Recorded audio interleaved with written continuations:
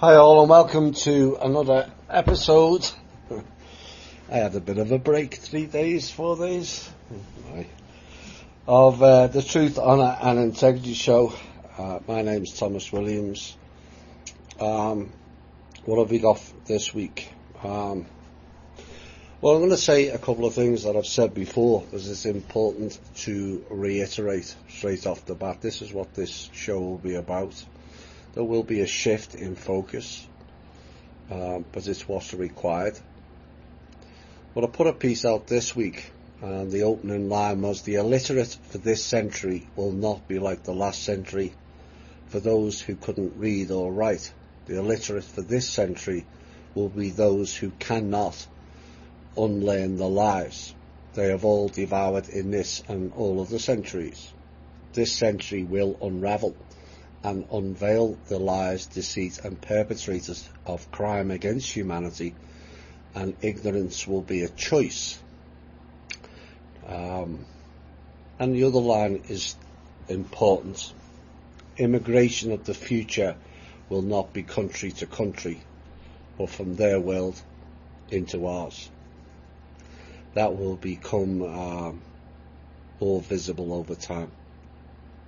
A bit like the two worlds, and a few other theories that we put out many years ago. Now, we know the world has many problems, but we also know people have many problems also. And whilst in no way are we neglecting or negating them, problems in and of themselves are kind of 10 a penny. What is short is solutions.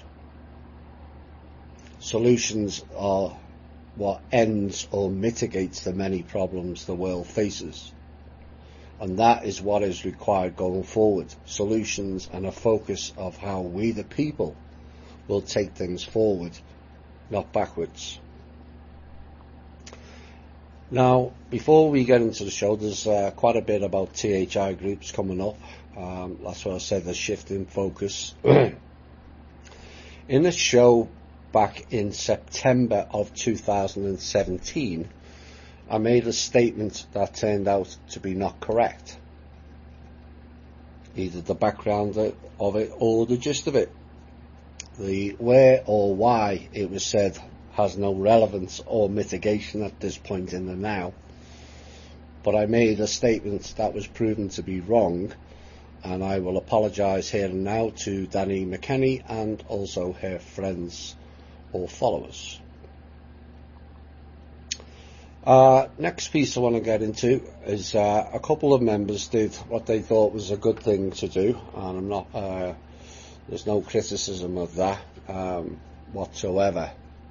But can I ask all members to not post transcripts of our shows that they have done without prior approval, please? I'll put my teeth back in. Without prior approval. Now, the reason being is people may misrepresent it, mishear it, or write something down that was not intended in that way. It only takes a comma to go out of place, and suddenly all the words change, which then leads into all kinds of uproar. Like what happened last year. The misrepresented Manor World Holding Trust allegedly ousting the government piece last year.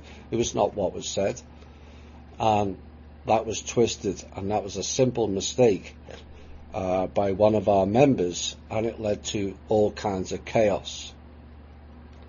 You know, we put out a lot for members, and if it's on the Patreon, people are then free to copy it. But I'm asking people not to do transcripts of any portions of the show and put them out without prior approval. I can stand by what I put out in the show, but others doing transcripts, I cannot. And I hope you all understand and observe it. To listeners in Australia and New Zealand, a couple of diligent members in Australia and New Zealand have now opened another group for members of that region, minus the ones who ruined the last one. If you're still in the last one, please join the new one. It's sad, but this is what happens. So the next one, the THI Italy group that currently operates will be disbanded, as they're not operating the way it was requested. And if a member other than the current two in the disbanded group of Italy wants to start another group, feel free to engage Holly or Ramona or Rahilitha on the page in setting it up and appointing admins. There have been requests to change it, they're ignoring it, mainly because one of them is a Bubba member. Now, Canada is currently designated as one group, like the UK, but over time, and if approved, and that's the key point, by myself, Ra or Holly, groups in Canada will be broken down into provinces. We're not at that stage yet. All new groups must be registered first with Holly or Ra.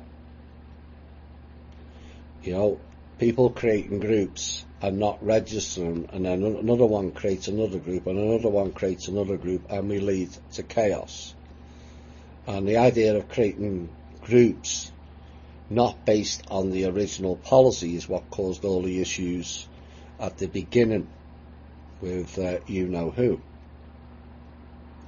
So if there is no group in your state or country yet, feel free for you to set up a new one, having first checked the database in the file section of Facebook and MeWe.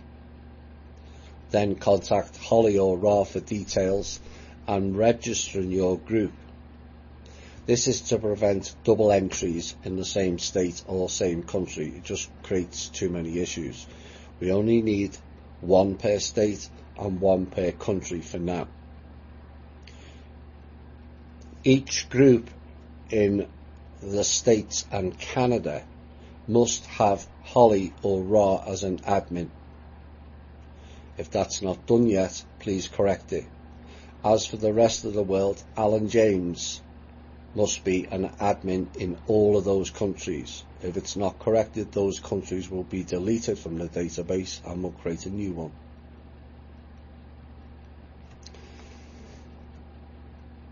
For those wishing to join the group,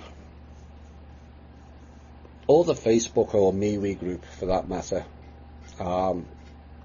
if you're wishing to join a THI state group or country group, you must join with your real name only within these groups.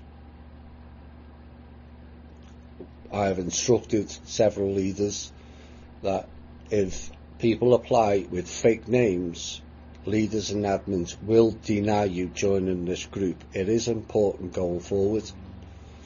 It's not about collecting data on people or anything like that, but it will be important going forward.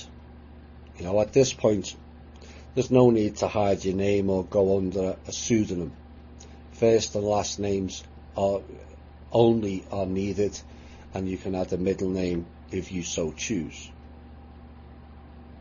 You must only join one group, either the state you're in or the country you reside in. Again, this will be important going forward. Now, if there is no state or country group already set up, like I said, you're free to start one with the help of Holly or Ra, who are two of our admins on both the Facebook and the MeWe page. And I'll stress again, your group must have Holly or Ramona for the States and Canada and Alan for Europe and the rest of the world as one of the admins. Now, the reason for this is to avoid people meddling within the group, as has already been the case. You know, I wish it wasn't, but this is the way some people act. So if you've not done that yet, please do so. I would like all this completed, the name changes, etc., the admins, by the end of this month. then we can move forward. Any group not following that basic instruction will be removed from the database and the Zoom calls. There will be more Zoom calls coming up because we have things that will be presented to the leaders, which I'll get into shortly. Now I'm hoping I will get the updated list of all the registered states and countries on both pages tomorrow, on the Facebook and the MeWe page. And I'm asking the leaders and the admins is please ensure that the few guidelines originally set out are in your group description or file section. And it's up to the leaders of the group or the admins. It is your responsibility to make known your group details are on the database list. Now, if there's anyone in your state or country not from that state or country, they must be removed. It's not helping people in several groups and people in countries like Italy that they shouldn't be in. You know, this is not about your friends on Facebook or MeWe. This is a working group for each region, and it is important. For those new to THI, THI Team Bubba is not affiliated with the THI state or country groups. That group are a group of fraudsters ran by a convicted fraud and people with nothing better to do than support the old system. Anyone being found part of that group will be deleted from all groups automatically. People need to understand the head of that tiny group work for the system. That's all they're there for. Now, what has come up this week, and some have expressed concerns, is of certain groups going too far with collecting certain data. So I've put down 4 proposals. One of them's not even compulsory. And your name, proper name only, the county you reside in, a phone number, but it's not compulsory, and your skill sets. That's all that's needed for entry into the group. You know, people can find out very quickly within their own groups if a certain member is not part of that state or country. So we don't have to go overboard. We don't need driver's licenses and pictures and all that stuff. You know, it would be useful because it's transparent, but not at this stage. I know it bothers some people, and you know, data mining bothers me. But you know, there's a lot of people who are playing games a lot. Sadly, you know, you'd think they would go and get a life, but it appears they don't. One of the things I would like for the leaders or admins of each group is to give all new members a copy of the THI guidelines to read upon joining. Each group should have their guidelines, which is available on the website thinkdifferent.thepeoplesclub.org, for download into each group, and it will save a lot of confusion. People have a lot of questions. Well, how do we do this? What's this all about? What's that all about? Well, the guidelines are very clear. They're very few, and so that people have an understanding. Can I ask people to please not send proposals, ideas or plans to me for my assessment or approval? You know, most of them, if you're going to send in a proposal for funding, that goes to thepeoplesclub.org. You will receive a complimentary thanks, we've received your proposal, and then nothing will be said until the funding comes through. As for the rest, the ideas and the plans, please discuss that within your own state or country groups. That's what they're there for. Eventually, they will be presented to the regional Zooms for discussion and also with other groups. Where are we next? I'm asking all to be courteous in all groups. It's fine to disagree with something that I say or another member say, but agree to disagree and move on. It serves absolutely no purpose arguing over points of contention. I'm asking people to be more flexible in what you believe in and also what you put across. I tried to co-join groups 5 years ago now, and it failed. Now, then it was what I was considered the law people on the internet at the time: Anna von Reitz, Judge Naidu, John Darash, and a few others. And the call was arranged, and they were all arguing over each individual point, whether it's common law or it's natural law or it's this law. It doesn't matter what you call it. What matters is, for that time, is to fix their current legal system into a lawful system. But if you're going to argue over every single legalese point, people miss the point of the exercise. And the object is to end it, not argue over a false and failed system. But we, the people, create a new one for and by the people under the golden rule. It can't get any simpler. No harm, no crime, personal responsibility. I don't expect everyone to agree on everything that's proposed within the group. In fact, it can be healthy for people to challenge certain aspects, but do it in a way that it's not causing conflict with other members. Put your case across where you feel it may improve certain aspects, and then let other members debate it. Don't turn it into a point of contention.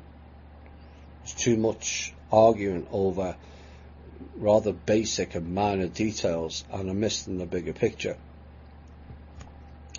On that note, we 5 people today: myself, Lawrence,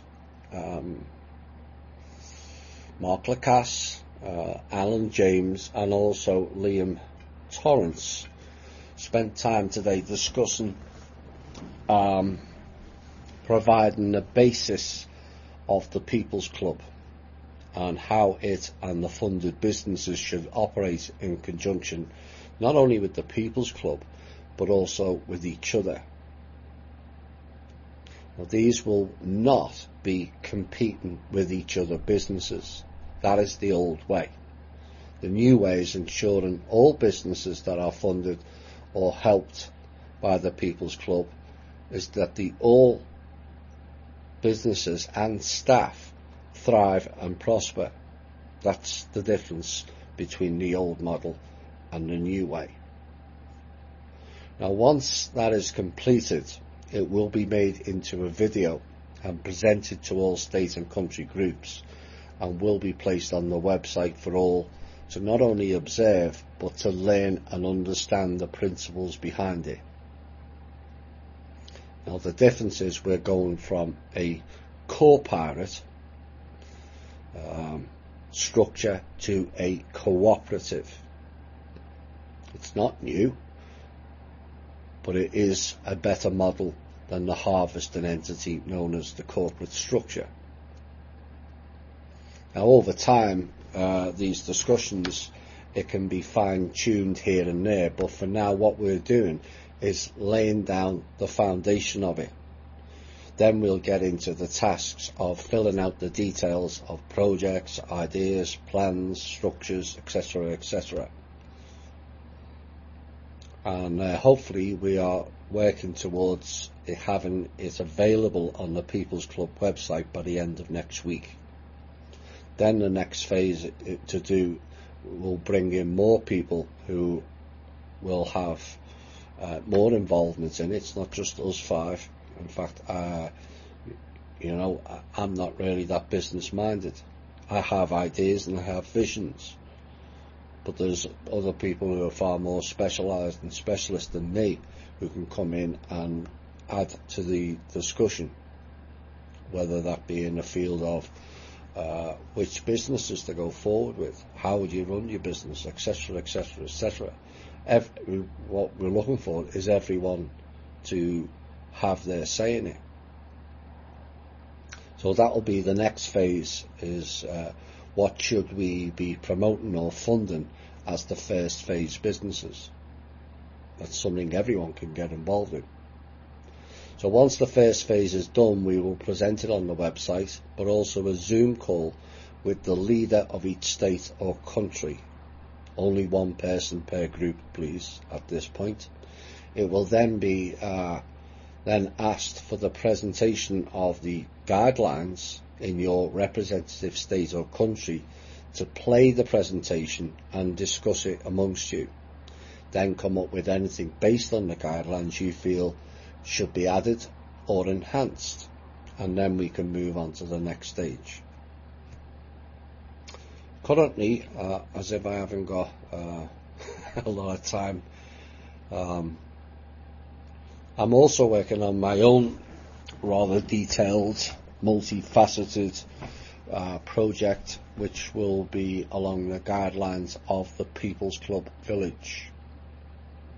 Now, once I get the draft of it out of my head and down on some paper, I will then require some input on various aspects contained within the initial village, which will then quickly develop into several others, and pull people in onto that also. So, as you can see, I'm more than busy. Too busy at the moment to be answering every question proposed each day. And what I'm looking for, and it's time for you all to think for yourselves. Get your ideas ready, get your questions ready. The questions will then go into the group setting, your own group, and then eventually we'll get round to arranging regional Zooms again, which can then go to all of them. Where would you like to participate in the planning is another thing you can discuss, and then present it en masse with a Zoom call, not a daily questionnaire, please. My time is getting shorter.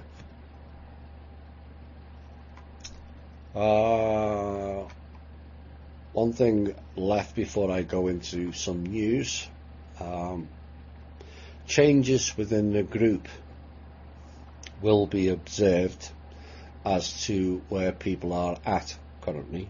Some people are being triggered into somewhat reactionary statements due to some of the content contained within the shows. Now, some of it's just a case of having a bad day, and we always allow for that. Others are more intent on harvesting other people's energy, where the story's all about me, myself and I.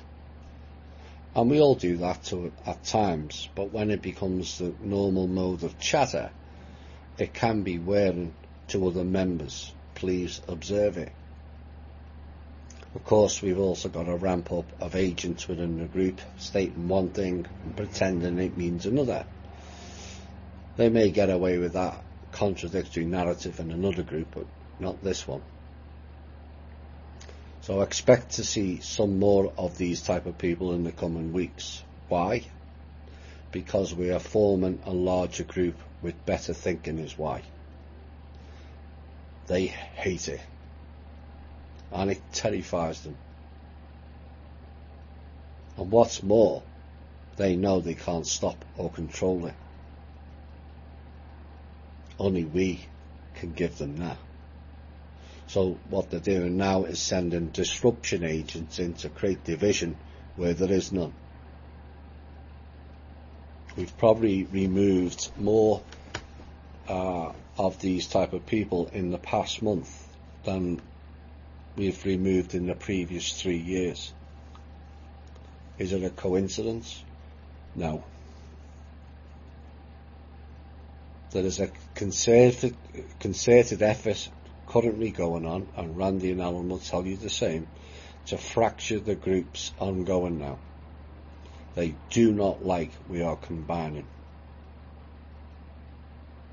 Now, THI in and of itself has much impact, and they've done their best to try and isolate me and us. Now that has failed, and we are expanding and co-joining, they are sending minions here, there and everywhere. It's what they do. Largely at the request of Jesper, Kingdom of Manor, former Kingdom of Manor, but others like Eric Prince, Hillary and Pelosi are also involved, along with the usual Langley and MI groups, minions. Their sole intention is to not only disrupt THI, but off-planet radio and Circle of White Light as well. These people are anti-life and slave system worshippers, so I'm asking all members to be more alert than ever.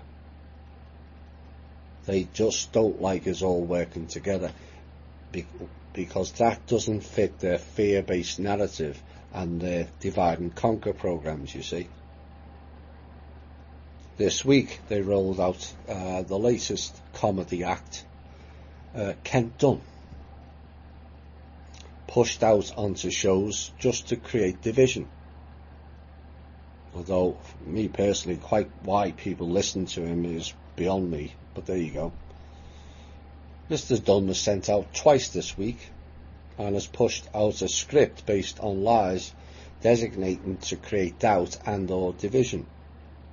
On the first show he stated Kim is wanted by Scotland Yard in the UK for being a con woman, he states.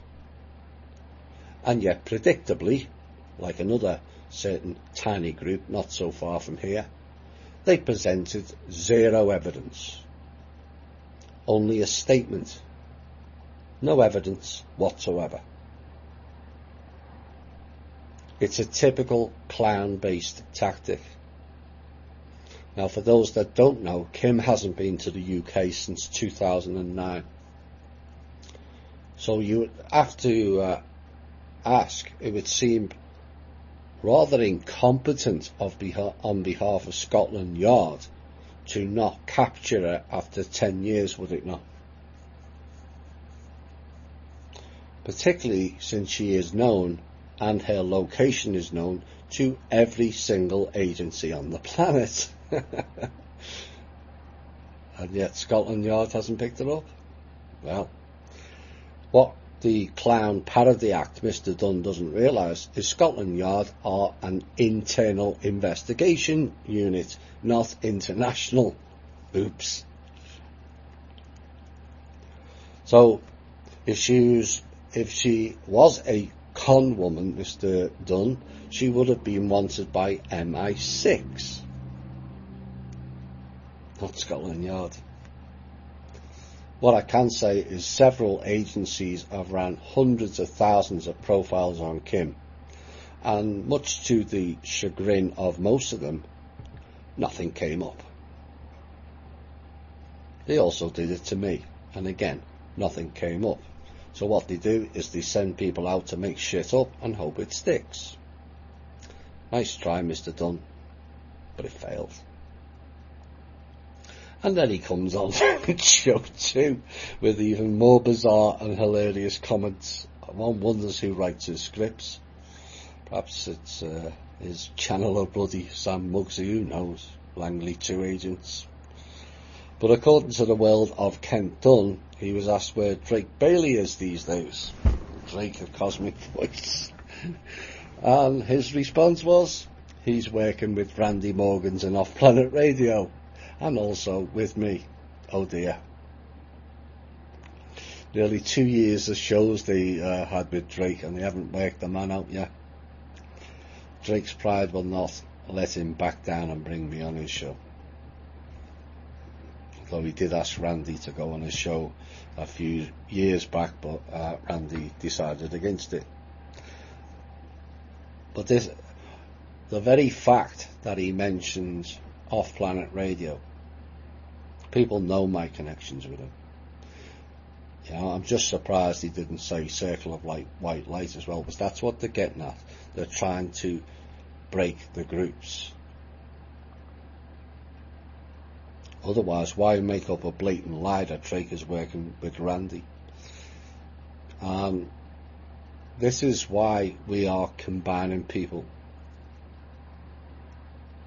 You know, I spoke to a person recently who was someone who I never got on well with previously. But it's time to do so. Let bygones be bygones and let's move forward. That's why Randy and I issued that play to Wilcock and Corey Good 2 years ago. Just drop the old narrative and come and be part of the change. But their fear at the moment is as heavy as their bullshit. People coming together with good ideas for the common good has always terrified them. You've no idea the impact that has. And what is worse is our groups and people have real knowledge to support it. It's a double whammy for them. Hence the game playing on a string of fake alt media people spouting crap. But given some of the questions this week that was posed, shall we say, one wonders whether those same people will go and pester Kent Dunn to retract and apologise to his members like they do with me. Time will tell. But the lack of making all accountable does become indicative, does it not? Right, let's get into the news portion. The US Ambassador to Germany, Richard Grenell, has suggested that the United States should pull thousands of troops out of Germany if Germany does not increase its required NATO defence spending. He said it's actually offensive to assume that the US taxpayer must continue to pay to have 50,000 plus Americans in Germany. 50,000. But the Germans get to spend their surplus on domestic programmes. Grenell told the German press agency this week, which the US Embassy later tweeted, it is estimated there are 34,000 American service members stationed in Germany across more than 3 dozen Army and Air Force bases, as well as 17,000 American civilian support staff. Grenell took to Twitter to criticise Germany's lack of spending on defence. But here's another example, is it not, that we've mentioned several times in this show, of the American people putting themselves at risk and paying for the benefit of other countries. Why have we got 51,000 American people stationed as defence in Germany? These are the type of the questions that needs to be addressed. You know, we're already funding NATO, which we're still waiting for Trump to pull out of altogether. It's a Rothschild's army. 51,000 American people. Of course, that's can be roughly said 35 to 40,000 families who are affected by our people looking after Germans, and we pay for it. And Ohio man was charged with making threats against Alexandria Ocasio-Cortez, authorities said this week, after he wrote on Facebook the New York Democrat should be shot. Timothy James Ireland was indicted in Toledo, accused of making interstate threats in addition to separate counts of being a felon and fugitive in possession of a firearm, according to the US Attorney Office in Ohio. Now, officials say a concerned citizen reached out to the US Capitol Police on July the 23rd to warn of the threatening Facebook post, which they later confirmed was written by Ireland. He said she should be shot. Can't fire me. My employer would load the gun for me, Ireland wrote, according to the police, and the statement was apparently posted to Facebook along with a news story about the Congresswoman. This is why you have to be careful. People have to be careful. I know sometimes things like that can be said in a joke, but this is the world we live in.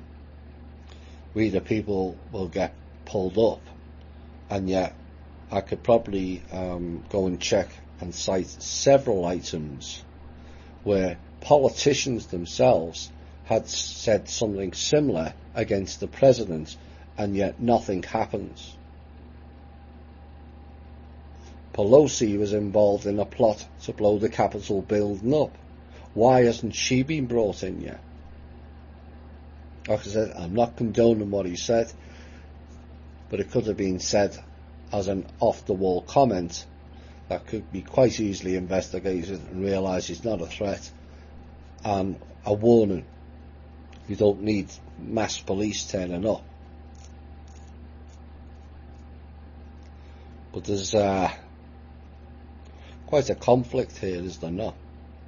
You can go on any clown portal people channel and you'll find similar threats issued against the president on a daily basis, and yet nothing happens. Why isn't the US Capitol Police going about that?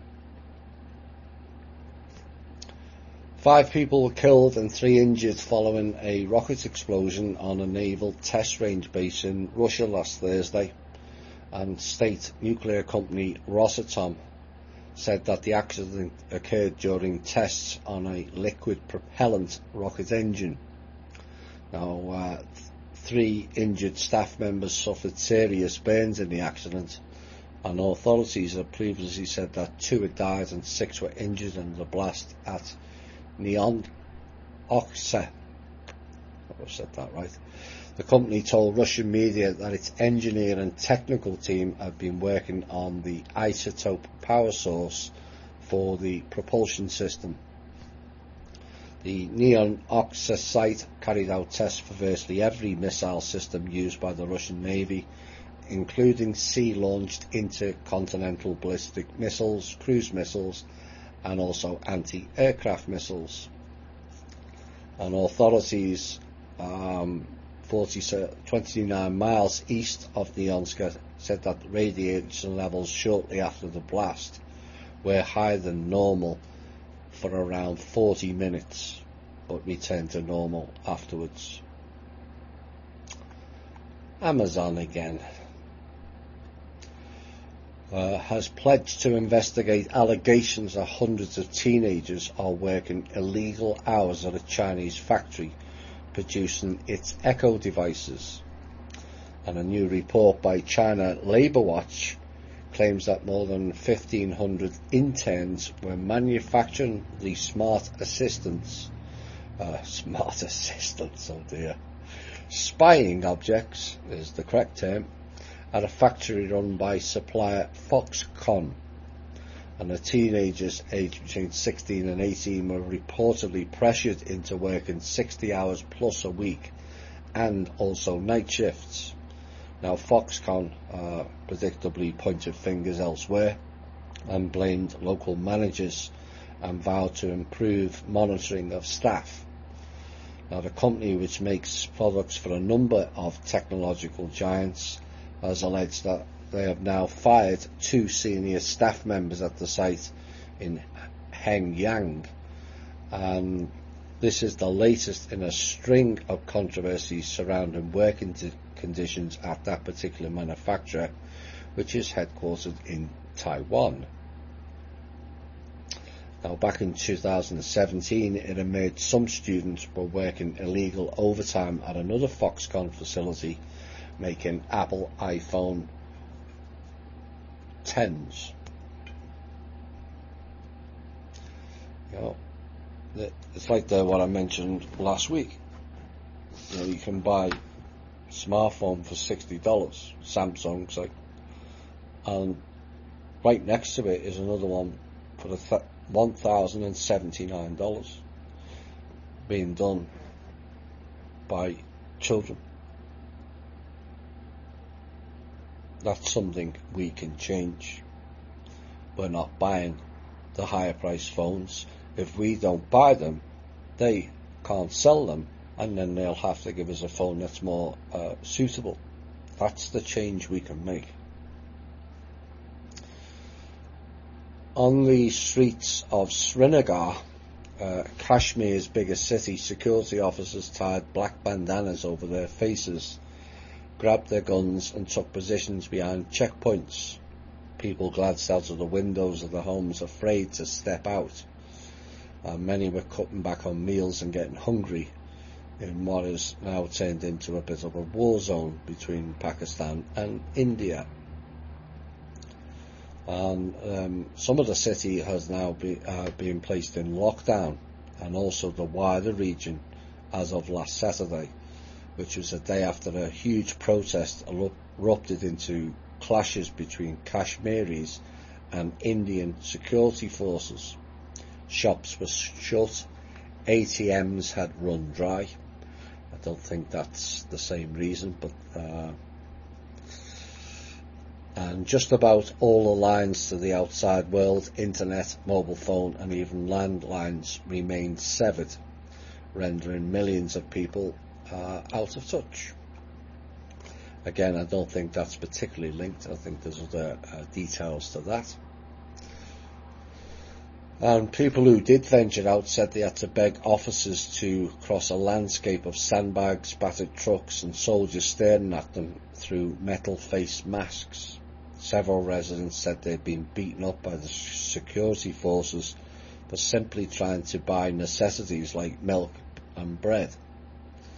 And India's swift and unilateral decision on Monday to wipe out Kashmir's autonomy significantly raised tensions with its arch rivals Pakistan, which also claims part of Kashmir, but it's not the only one, because China claims part of it as well. I'll mention why shortly. Now, the territory lying between the two nuclear-armed nations was already one of Asia's most dangerous and militarized flashpoints, which has smouldered for decades. Anything dramatic or provocative that happens here, and India's move was widely seen as both troublesome and caused much anxiety across the whole region. Now, Friday afternoon, witnesses said tens of thousands of peaceful demonstrators were moving through the streets of Srinagar, chanting freedom slogans and waving Kashmiri flags, when Indian forces decided to open fire on them. Now, the huge crowd panicked and scattered, and sustained bursts of automatic weapon fire could be heard in some of the videos filmed during the protests, and at least 7 people were wounded, according to hospital officials. Kashmir has long been an issue. To the public, it will be because of the poppy fields that are in between, which is of interest to the black budget groups and the agencies, as we well know. But it's also an underground base for off-world. It always has been. The clue is in the Led Zeppelin song Kashmir. We are both a traveller of time and space. Now, I know, from what I understand, there was a reptilian base, one of the group of reptiles, not the Draco, that was in that region. And so they keep that zone free so they can move about. But there's at the bottom of one of the mountains there is a double gates that's manned by Chinese military, not India or Pakistan, Chinese, and they block entry and call it a military zone, but it's not a military base. So there's a lot of rural people who live in that area, farmland and whatnot, and they have stated that at certain times they've seen craft going in and out day and night, where whole sides of mountains move and the crafts go in and the crafts go out. So that's kind of what's going on in Kashmir. I suggest there's a lot more going on than India and Pakistan fighting, because I think that's a ruse. Hong Kong police are also in trouble and have been found out, and it's something that we've said in this show quite a few times. This time they've been caught.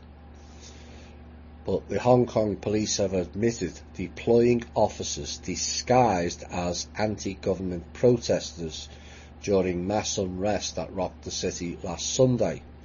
Some officers disguised themselves as different characters, the spokesman said, adding that the decoy operation had targeted, quote, extreme violent rioters, unquote.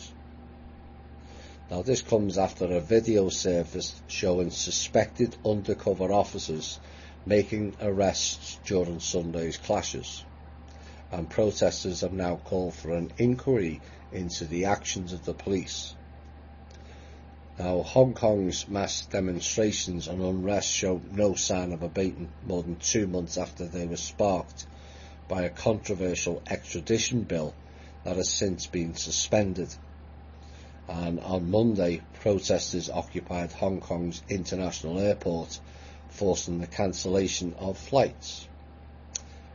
I'm glad they've learned off the French.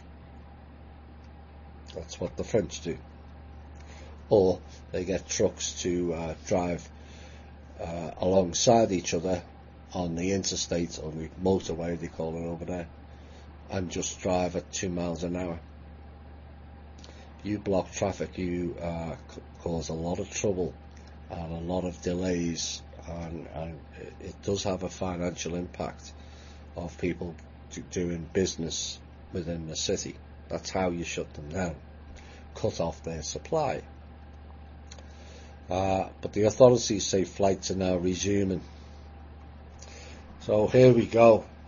Finally, we have at least one police force admits that they use this as a tactic.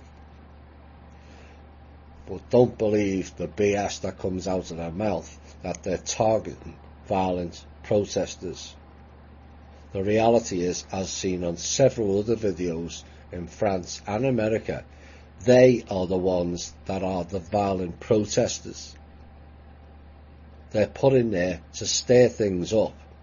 Then a mass riot ensues, looting and all kinds of other stuff, and then it's put on the Portal People News to then turn public opinion against the protesters. That's what they do. Well, if you're involved in a protest and someone's acting in a violent way, shut them down or push them out of the protest altogether. Hand them over to the police. That'll be funny. An undercover officer being handed over to their own people. That's how you deal with them. No violence, please. Israel said on Thursday that it will bar 2 Democratic congresswomen from entering the country ahead of its planned visit of their support for a Palestinian-led boycott movement. A decision announced shortly after President Donald Trump tweeted that it would show great weakness to allow them in.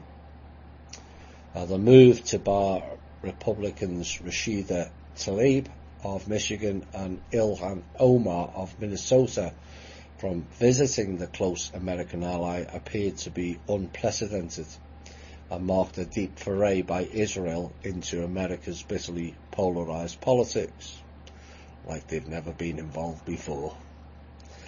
And it's also a sharp escalation of Israel's campaign against the international boycott movement. Now, the Interior Minister Aryeh Deri issued a statement saying that after consultations with Prime Minister Benjamin Netanyahu and other senior Israeli officials, he decided to not allow Tlaib and Omar to enter because of their boycott activities against Israel. Oh my. Does that not open a whole can of worms? And they talk about Russian collusion? Is that not Israeli collusion? Where's the media outcry over that? Now, if only we had a 2.5 year, $32 million investigation into Israel collusion, then we might actually get somewhere. Dear me. Sub-intel. This is indicative hints and also an update on previous things we've put out. But two areas that I was made aware of. Nearly 1 million people have been affected by a major power cut across large areas of England and Wales, affecting homes and transport networks. And the National Grid said it was caused by issues with 2 power generators, but the problem is now resolved. Now, there was blackouts reported across the Midlands, the South East, South West and North East of England, and also Wales. Also, there was hundreds of people stranded at King's Cross station as trains were delayed and also cancelled, and traffic lights in some areas also stopped working. What did we say a couple of weeks ago? Also, Freeport, Brunswick, Main area, businesses lost all power, computer service, everything for several days, and it only went back up and running on Monday morning. I have heard of other ones, but I didn't have time to get them ready for this show. Tumblr, the blogging site that has been a hub for the internet's what it describes in the article, most weird, wonderful and occasionally worrisome content is getting another new home. Remember I was talking about the mergers? Now, Verizon said on Monday it has agreed to sell Tumblr to the company Automatic, the parent company of WordPress.com. See how they're all connected? And not surprisingly, the terms of the deal were not disclosed, probably because it was laundered money like the Monsanto-Bayer deal. Or there is no money, that's why. Now, the move will make Automatic the 3rd company to own Tumblr in just 6 years. They're just shunting it higher up the billionaire scale. That's what they're doing. As predictable as night follows day in their world, and the Clinton death trail rolls on, allegedly. Even when people are in prison, it seems. Jeffrey Epstein, the disgraced millionaire who's facing federal sex trafficking charges, of course, allegedly died by suicide last Saturday in his lower Manhattan prison cell. According to 3 law enforcement officials, Epstein hanged himself, and law enforcement sources said he was transported in cardiac arrest at 6:39 a.m. from Metropolitan Correction Center to New York Downtown Hospital. Now, according to sources, Epstein, 66, was set to stand trial next year for allegedly sexually abusing dozens, try hundreds, of minor girls in New York and Florida, and also the island. And his death came less than 3 weeks after he was found unresponsive in his cell at the federal prison in Lower Manhattan. There's a reason why I accent that. Apparently he had marks on his neck that appeared to be self-inflicted, and he had been on suicide watch since the July 23rd incident. One has to argue, or consider or ponder, why was he in a New York prison to begin with? Given most of the perpetrators are from that very same place. Plus the fact that the NYPD is run by Citadel Weiss, which is like the enforcement arm of the Clinton Foundation. Don't think it's conflicting? Now the BBC ran an article of conspiracy theories surrounding this and then unleashed this gem this week, where it stated perhaps the most far-fetched conspiracy theories were pegged to the hashtag Clinton body count and are now hashtag Trump body count. Oh dear. Trying to the familiar of blaming others for what you're doing. It works all too well. And both of those trended on Twitter over the weekend. What didn't trend is, are these people fixing the country? Clearly not. They're more interested in doing hashtags. Now the first was primarily used by the Conservatives to suggest that former first couple Bill and Hillary Clinton were linked to Epstein's death, according to the BBC. The latter, perhaps predictably it says, was used by liberals who speculated that Mr. Trump was somehow involved. Now neither side has any evidence to work with, and according to the BBC, the baseless theory of the Clintons' involvement harks back to a long-running conspiracy that originated in the 1990s and claims that the couple secretly kill all their enemies. Conspiracy, oh my. And here's the classic. This was roundly and methodically debunked at the time by the fact-checking website Snopes. The fact-checking website Snopes. Oh dear. Snopes is a Langley fact-checker, period. And the BBC are citing that as proof. Oh dear. You know, Snopes was badly exposed last year as a fraud and who he was working for and dropped out. And lo and behold, they replaced Snopes with another clown enterprise called Facebook Fact Checker. No doubt ran by the same Langley people. It's the same pattern over again, like what I explained in the Clowns in Panic show. They'll create technology and then they'll create companies outside of the parameter of Langley, but they're still running it. Same thing. Now the Facebook fact checker, when you actually read their narrative of explanation of why they are calling this fake, if you actually read it, they actually prove it's true. And I started highlighting this in recent shows. Now on the last three that they fact-checked on our site, the description was suddenly missing. It was just fake, that's it. They got rumbled, just like Snopes. And that's what happens when you read the details, not the headline.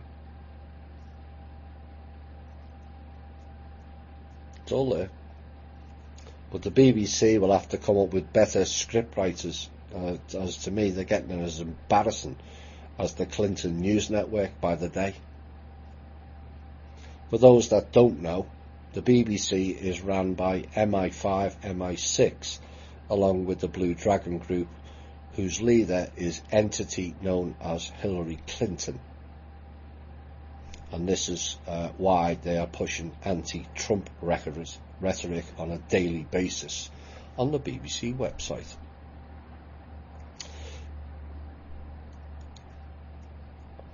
This was also covered in Clowns in Panic show. Cisco Systems has now cut 500 Silicon Valley jobs, according to documents filed with the state of California. The filing said 397 employees at the San Jose headquarters and 91 in Milpitas, California were laid off, or going to be they were laid off on July the 31st.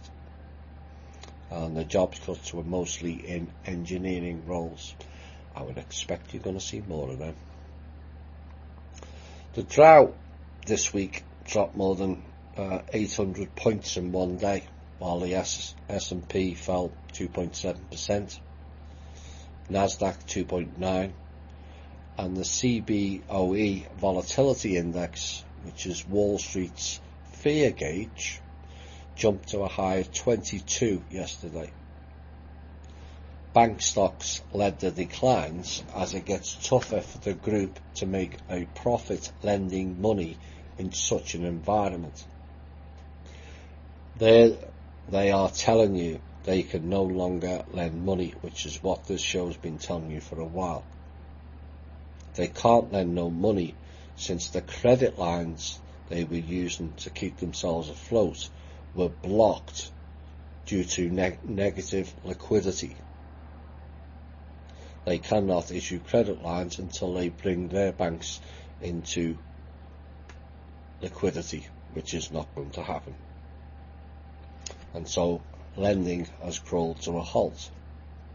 Predictably, Bank of America and Citigroup fell 4.7% and 5.2% respectively, while JP Morgan also dropped 3.6%.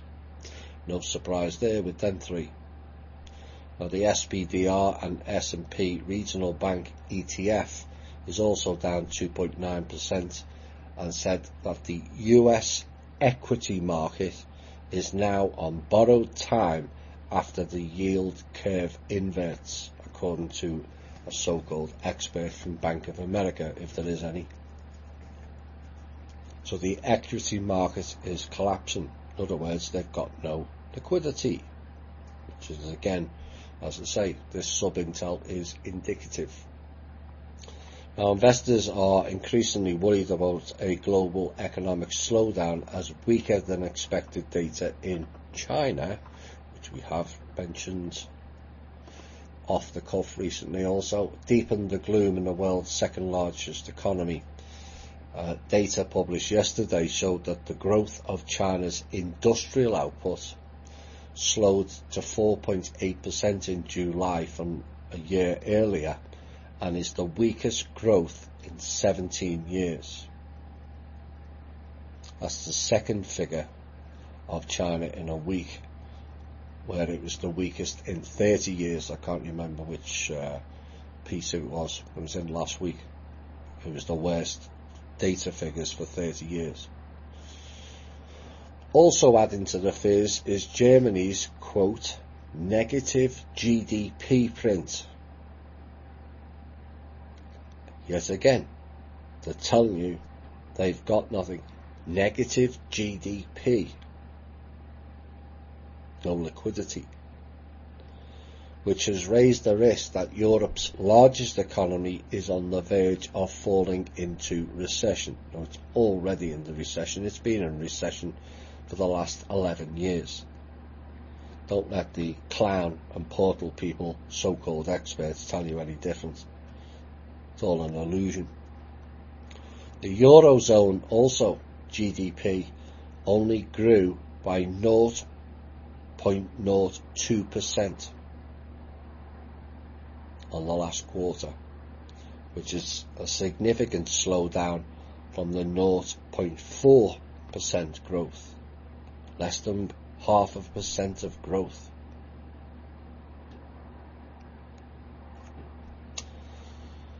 So today being the 15th of August, and although markets and all kinds of pointers towards an economic collapse indicate we were right to warn of it. Some may say, well, you've got it wrong and it didn't collapse, despite the date range of the 15th to the 17th of August, but on the first day. Personally, I'm hoping we're wrong in that projected date, which was known to us back in April. Now, the situation is still volatile, and all indications are both sides will not relent. One side is flexible, the one side being the Man of World Hold and Trust, and one side isn't. From their perspective, they would sooner see everything collapse than the people get anything.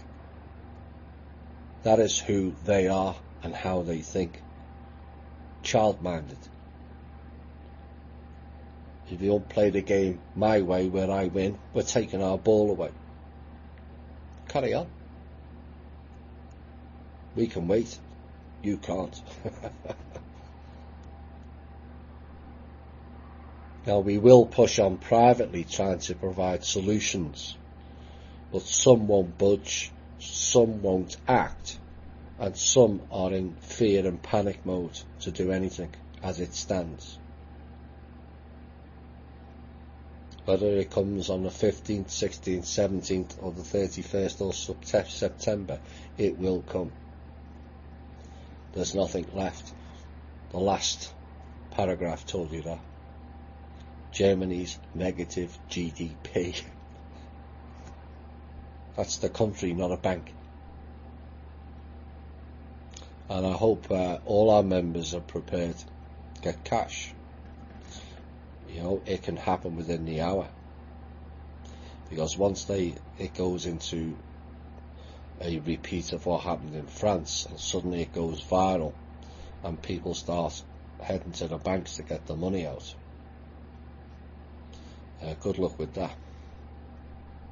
And once they're shut, you remember the story about Venezuela. One guy went to Venezuela to report on it. He spent 8 hours at 3 banks to get some money out, and the total he got out for the whole day was $4.50.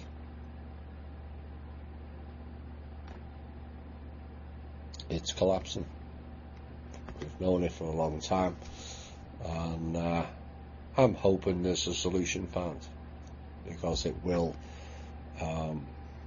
create global chaos.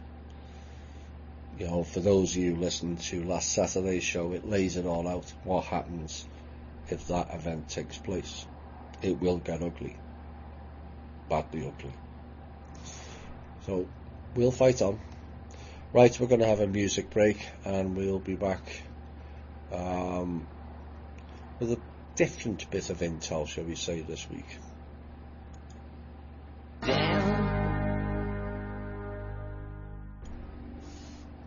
Hi all, and welcome back.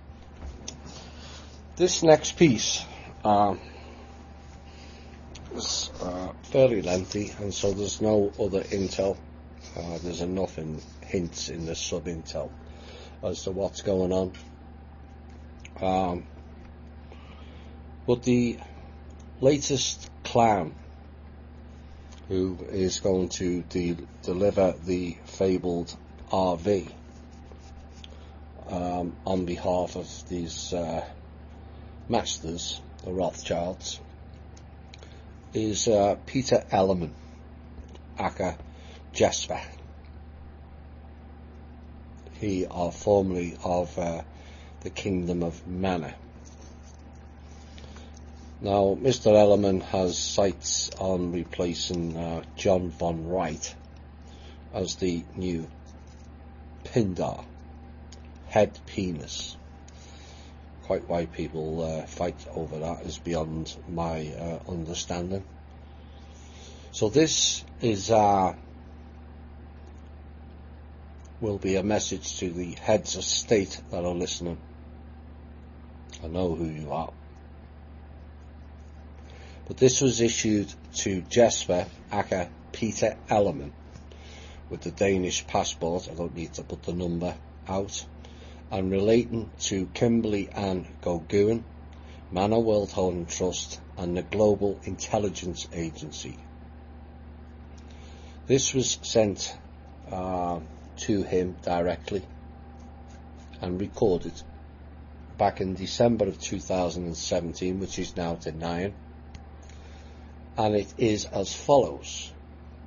To Mr. Ellerman, due to gross negligence, violations of both written and verbal agreements, failure to adhere to multiple mission statements and apology letters written and submitted by you to include but not limited to the documentation whereby you signed and agreed not to make any agreements with Dragon family members, to include Rothschilds, Covens, parents, or my predecessors.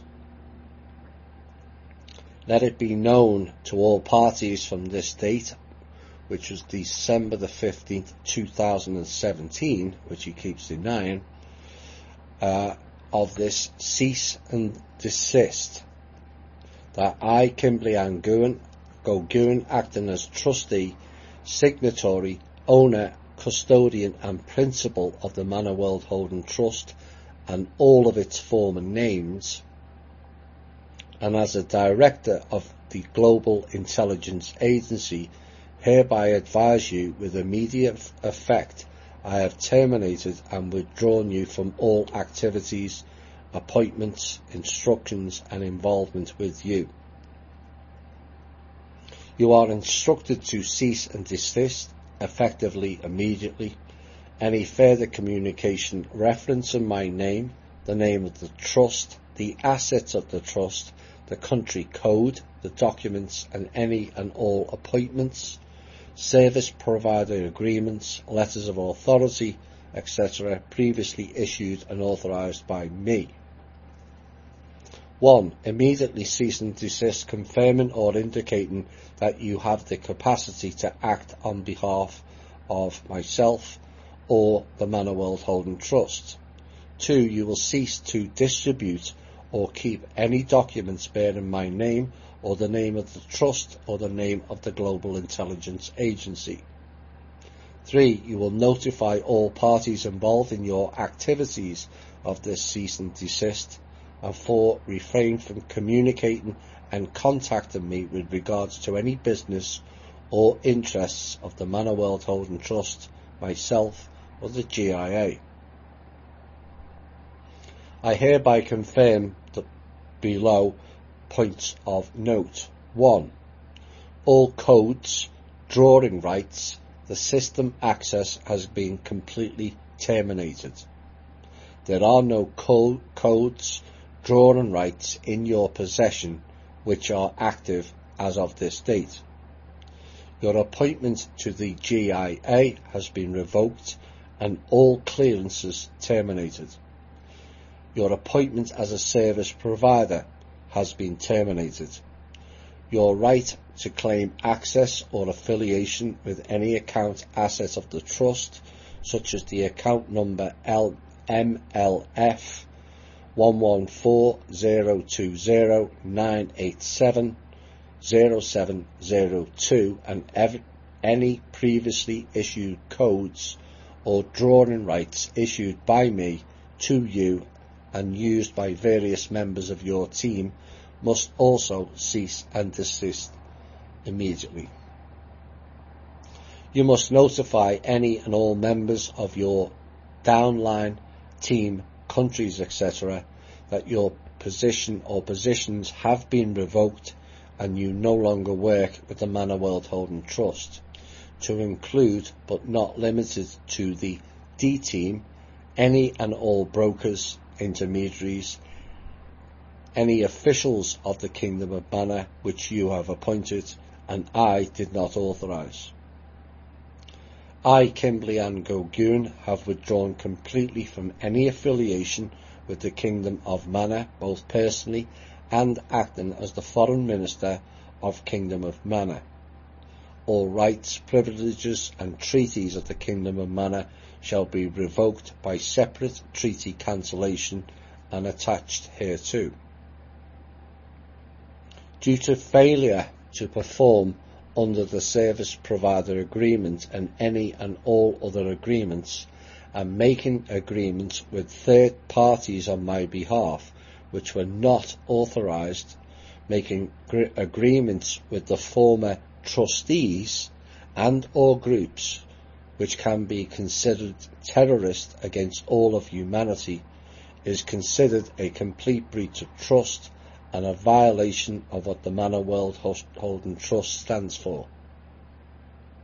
You are not due any compensation now or in the future based on your gross manipulation of my authority without my knowledge. And a copy of this cease and desist shall be lodged with the Council and all parties involved directly or indirectly with the Manor World Holding Trust and myself, Kimberley and Gogoon.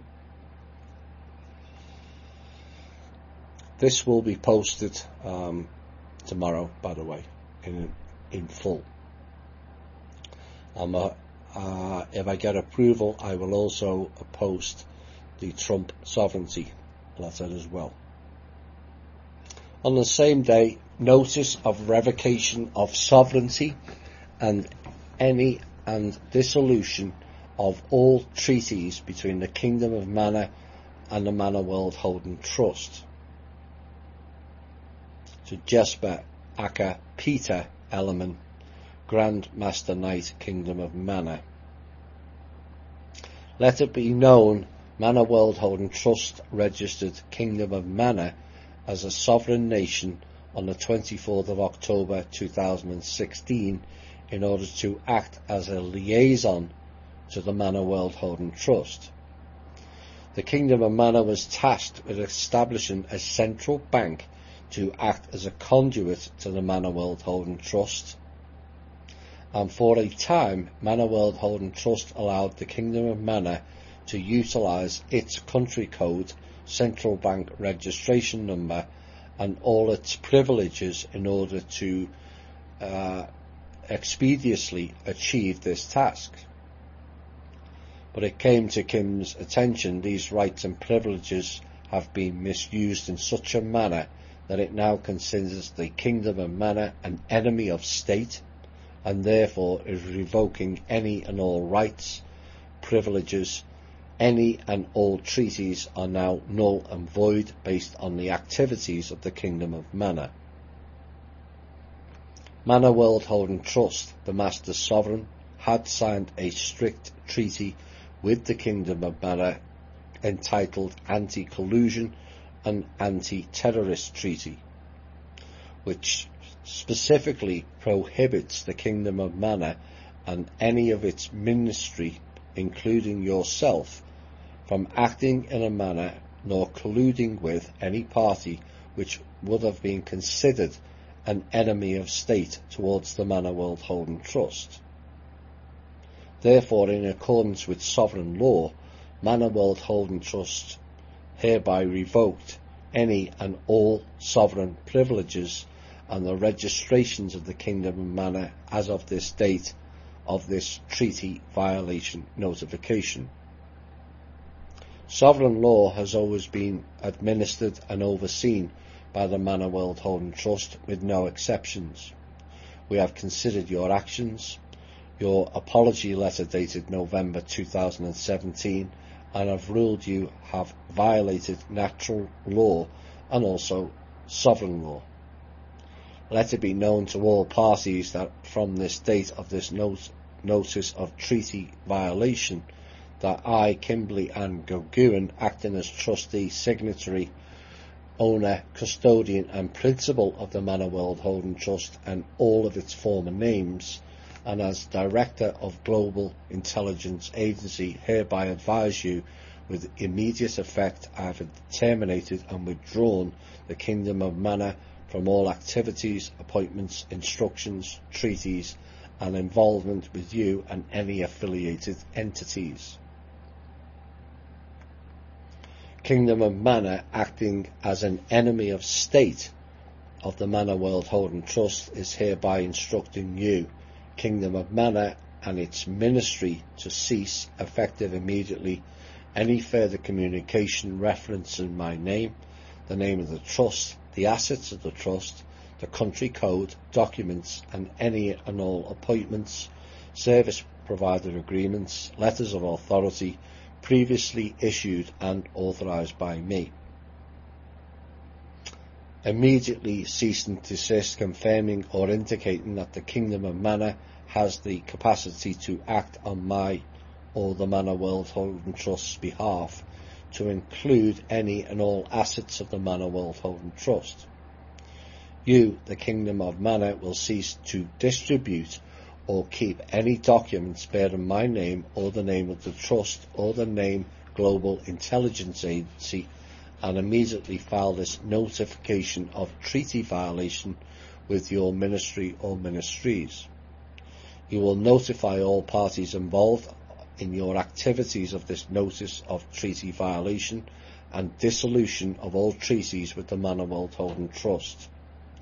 You will refrain from communicating and contacting me with regards to any business or interest of the Manor World Holding Trust, myself, or GIA. I hereby confirm the below points of note. All codes and drawing rights system access issued to the Kingdom of Manor and Jesper Ellerman and Peter Ellerman have been completely terminated. There are no codes, drawing rights in your possession which are active. Your appointment to the GIA and the Kingdom of Manor's clearance under the GIA has been revoked and all clearances terminated. The Kingdom of Manor service provider treaties have been terminated. The Kingdom of Manor's right to claim access or affiliation with any account asset of the trust, such as a certain account number MLF, and previously issued codes, drawing rights issued by me to you and used by your various members of your team ministry, must cease immediately. You, as acting head of state of Kingdom of Manor, must notify any and all members of the government, team, ministry and citizens that all treaties have been revoked and the Kingdom of Manor's sovereignty has also been revoked due to several violations of sovereign law. The Kingdom of Manor no longer has the right to speak for nor have any access to any assets held within the Manor World Holding Trust, to include but not limited to the D-Team, any and all brokers, intermediaries and any officials of the Kingdom of Manor which you have appointed, tribal leaders, other sovereigns or sub-sovereigns of the Manor World Holding Trust. I, Kimberly Ann Goguin, have withdrawn completely from any affiliation with the Kingdom of Manor, both personally and acting as the Foreign Minister of the Kingdom of Manor, due to failure to perform under the service provider treaties and any and all other treaties, and a direct violation of the Anti-Collusion and Anti-Terrorist Treaty, and this dissolution of sovereignty due to violations committed by the Kingdom of Manor, which can be considered terrorism against the Manor World Holding Trust. The Manor World Holding Trust has now registered you within itself and with all its sub-sovereigns as an enemy of state. Therefore, the Kingdom of Manor has been denied access to all assets contained within the trust, and the Kingdom of Manor and all its affiliates are not due any compensation now or in the future. A copy of this treaty dissolution shall be lodged with the Council and all private parties involved directly or indirectly with the Manor World Holding Trust and myself, Kimberly Ann Goguin. The next is Anti-Terrorist and Anti-Collusion Treaty, December the 3rd, 2017, between the independent sovereign nations of the Manor World Holding Trust and the Kingdom of Manor. On this, the 3rd day of December in 2017, a meeting took place between the Kingdom of Manor, represented by His Majesty Jesper Ellerman, reigning Royal Monarch, bearing the title of the King's Supreme Commander and Grand Master Knight of the Kingdom of Manor. Oh dear. And the Manor World Holding Trust, represented by Kimberly Ann Goguin, trustee and reigning royal monarch. Both being independent sovereign nations representing each of its own interests, have agreed to form a cooperative effort to maintain and share its respective lists of terrorist organisations, to include but not limited to any and all cybercrimes, financial terrorism, extortion, espionage, etc. committed against either nation, and agree to not permit any of the parties on said list from any business activities or crossing its borders. Additionally, it has come to the attention of both parties to prosecute to the fullest extent of the law any parties on the joint list. This treaty prohibits either nation and any of its government officials and or citizens from dealing with the below listed organisations and or persons. Any additional parties can be added at any time and shall serve as an addendum to this treaty upon acceptance and notification of both parties. All parties below have and continue to commit various crimes against both nation states, to include financial terrorism, extortion, cybercrimes, and portraying themselves as representation of either or both nations. Any current members of the Order, also known as the Illuminati, also known as the Gnostic Illuminati, to include parties currently holding position known as Pindar or other leadership roles. The list of terrorist organisations includes any current members of the Blue Dragon family, any current members of the Black Dragon family, any current members of the Red Dragon family, and no, it's not that ambassador clown on the internet, any current members of the Green Dragon family, any current members of the White Dragon family, and no, that is not Fulford, and any current members of the Gold Dragon family, and no, that is not Keenan either. Any current members of the Rothschild family, including extended members, any and all contractors currently executing on orders, any current members of the Committee of 300, any current members of the Trilateral Commission, any current members of the Club of Rome, any current member of AAIA, also known as AIA, also known as the Global Secret Service, or GSS, also known as the Global Nazi Party. We all know who's registered to that, don't we? For those who listen to the show for a while. All former trustee or trustees known to the trust prior to 2013. Any and all persons suspected of dealing with any of the above organisations or acting on behalf of the above organisations, and any and all parties, to include His Majesty Jesper Ellerman and Ms. Kimberly Ann Goguin, found to be knowingly colluding with the above listed organisations and individuals, shall immediately be prosecuted to the fullest extent of the law. This was signed by both Kim and Jesper Ellerman. Now, Jesper aka Peter Ellerman went on to break most of those terrorist organisation rules. Dealt with the Pindar, certainly dealt with the Black and Blue Dragon family, and is currently a paid employee of the Rothschild family. That is why he had his sovereignty and everything else rescinded, for working with terrorist organisations. So like I said, I will post that document probably tomorrow, and I hope the heads of state will, should you require a copy, please contact Kim, you know how to you will know how to contact her for proof of said document.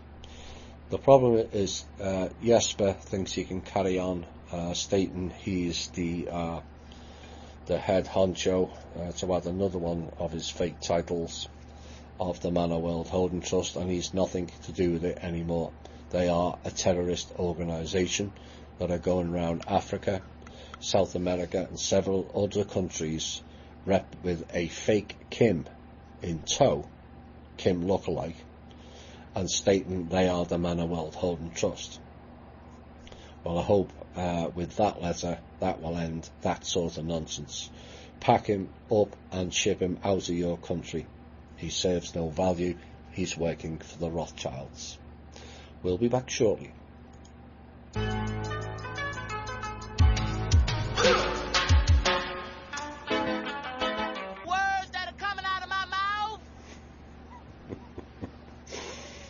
Right, let's get into some op-ed pieces. You know, is it sad the way Jesper went? Yeah. Or was Jesper Peter or Peter Jesper? Or a mixture of both. There's two different types, shall we say. They're not one and the same person. Yes, it's sad, but some people want status more than beneficial to humanity, and that became clearly and pretty obvious as time went on with Jesper and also his mini army over in Australia. They're not nice people. Threatening people, that's not the way to go about things. You know, they all believe in Jesper. That's fine. Over time, you'll find out. But Jesper, or aka Peter Ellerman, when he fails to do the RV, the same as everybody else has, they have a habit of removing people.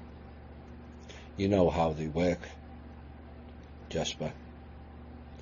They'll just discard you like a piece of trash no matter how many titles you've collected, none of which are of any value to yourself or anybody else for that matter.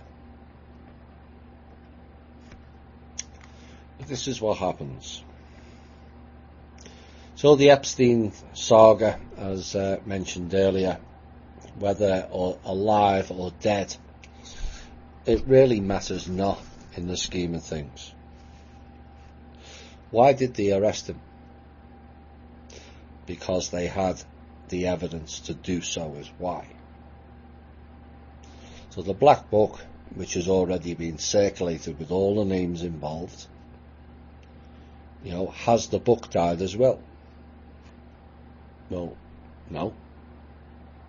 So whether he's alive or dead changes little in general. We have all seen the staged pictures, and we can all make our own minds up from there.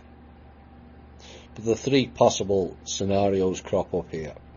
One, the Clintons via Citadel and NYPD took him out. Two, the Clinton crew connected with the Mossad agents removed him to another safe location to stop or delay the inquiry. Or three, elements in the government, knowing the involvement of the Clintons and Mossad, plus some deep state characters, faked his death and moved him out of their range. Whichever scenario it is, the so-called authorities still have enough evidence, which is why he was arrested. Unless all that was a staged event also. Have people considered that a possibility? We have all assumed he was arrested, but with doubles, clones and clever camera work, none of us can really state with 100% conviction that the person arrested was who the media said he was. This is the problem. Media make up scripts as they go along to fit certain agendas of the day. And it is by the day now. No longer can they long-term planning aid them anymore. And that is because part of the pushback that we in the alternative community have done. They have to work a lot harder than they used to. They just threw out scripts. Now those scripts are getting shredded. And at the end of the day, who knows who did what to whom? All of it is an assumption on who is and who is not a pedophile. You know, I would like to say time tells on this topic, but maybe it won't. Who knows? I hope to be wrong on that, and whoever has done dirty deeds with children is brought to justice, proper justice, that is observed by we the people, not just scuttled away. Now, some members were fairly prolific in the past week in posting Trump is a pedo. And again, no one, unless you were there, can say with 100% that he is or he isn't.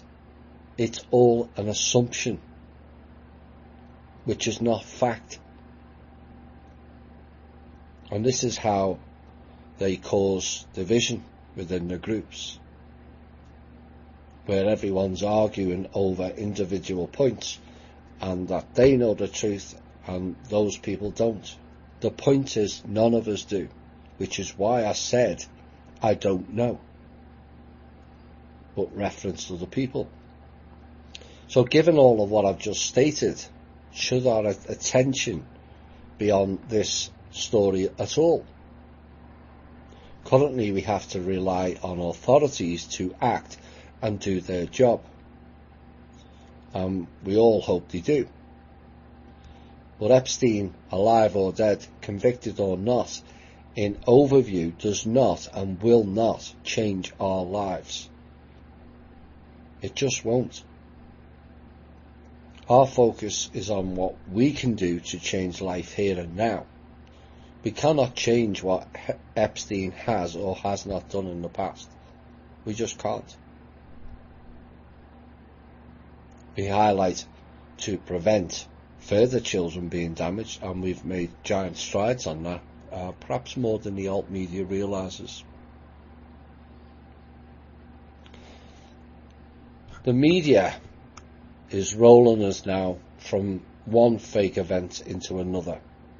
It's not a coincidence, all these shootings here, there and everywhere, or someone's been arrested, or someone's committed suicide, or someone's done this and someone's done that. All of it is a distraction. Of course, there was another alleged shooting yesterday. I say alleged because I wasn't there.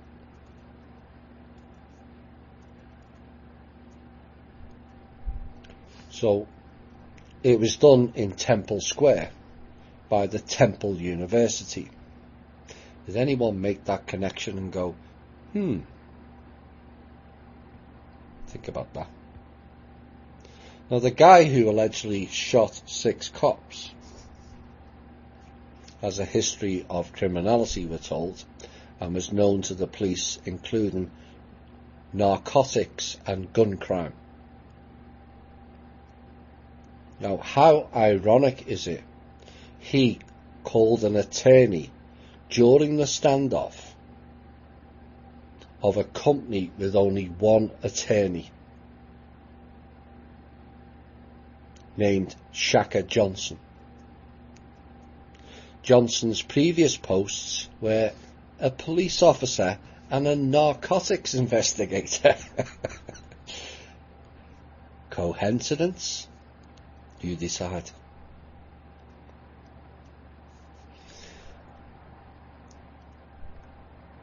This next 2 pieces highlights the changes we have to do within the state groups and the thinking behind it. In an hour that it takes a new Walmart employee to earn $11 starting wage. The family that owns the retail giant has banked $4 million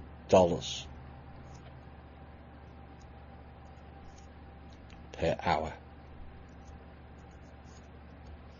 In fact, the third generation heirs of the Walmart founder Sam Walton have amassed $191 billion fortune and currently top the Bloomberg's list of the richest families in the world.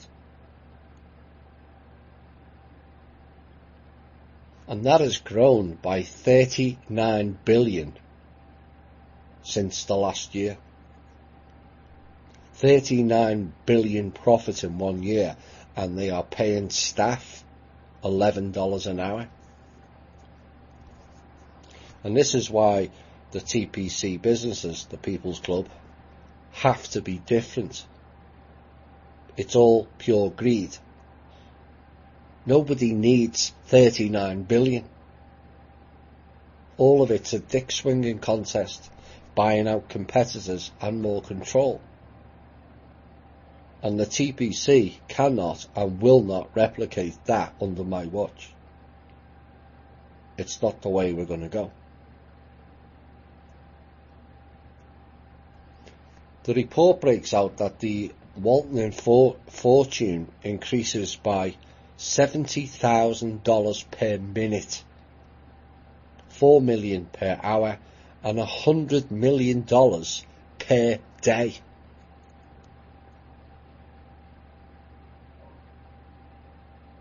Profit per day, not year.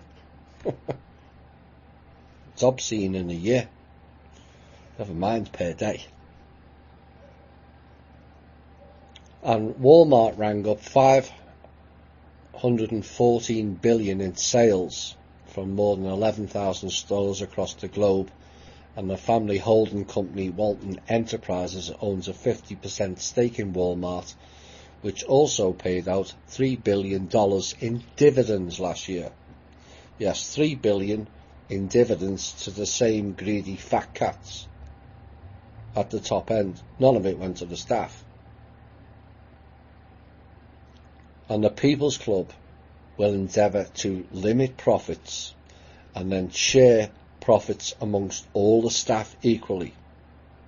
Any excess profits will help into going helping other TPC based businesses so that everyone thrives, not just a few. Now, according to the report, it's been a good year for all of the 25 wealthiest families in the world. No surprise there. Yes, economies boom or bust, but these same snake oil salesmen have always had good years. And during the bust, we pay for their good years. Now, the 25 families who collectively control almost 1.4 trillion in total wealth, which is an increase of 24% in the last year. All the businesses going bust, and the banks and everything, and these clowns still made 24% profit in the last year on what they already had. You see, it's always a good year for the parasites. And the top family, the Walton family behind Walmart, have a value of $190.5 billion. The 10th one is Cargill and Macmillan families behind Cargill Inc. with $42.9 billion. This is what we are going to change, these vampiric energy harvesters. What do people need $1 billion for? Never mind $191 billion. It's absolutely obscene. When many people around the world go starving, and we have over half of the world below the poverty line. That has to and will change. When we create our own brands and shut these people down, Care and share is the way, not harvest. And so, yet again, in the world of so much poverty, and many without the 5 basics in life, another story came up in the UK this week of one soccer player who has only played 112 games at age 22, has just been given a new contract of $300,000. Not for the year, for the week.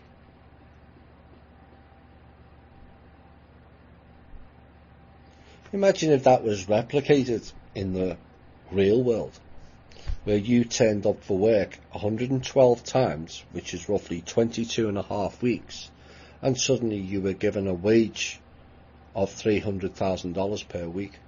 Like that happens. A 22-year-old kid suddenly being thrust into the global elite earning scales for turning up to work 112 times. When some, in fact, most jobs globally, you can work 5 days a week for 112 months and not earn that amount that he earns each and every week. Now, it's not the kid's fault he got that pay rise. It's the system that creates the vast gulf in earnings, but it is we who can change it. You know, for $300,000 per week, you can fund 8, 9 or 10 nurses for a whole year. What has more value to society, 10 nurses or 1 footballer or soccer player? And it is these examples that we the people have lost on what is value. For example, a training shoe is a training shoe in general. Yet one training shoe costs $30 with no branded name, and the other, which is being branded by the Council of Foreign Relations Committee, has the brand and charges $90 plus. Same with phones. Like I said before, you can get a Samsung phone from Walmart for $60, smartphone. And yet another Samsung phone, which looks no different, was just so short of $1,100. You know, is it made out of precious metals? Do both phone, text and have internet access? Yes. So what is the difference?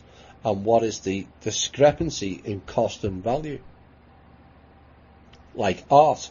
Who decides the value of art?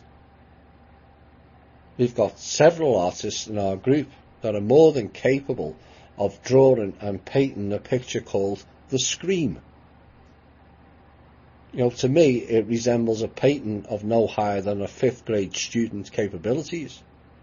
And yet that painting sold for $120 million in 2012. Then we have the Picasso nude, green leaves and bust. Again, it looks like a kid's collage painting. That sold for $107 million. It's mind-boggling. The discrepancies in value. But what's even worse is both of those paintings sold at that price are currently higher than the GDP of 150 countries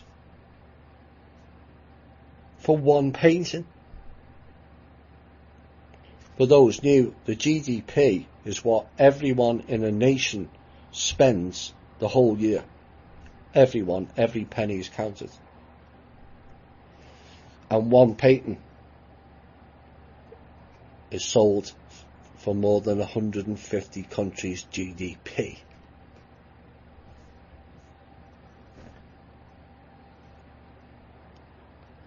You know, and this is what the state groups are tasked with, altering things to back to what is true value.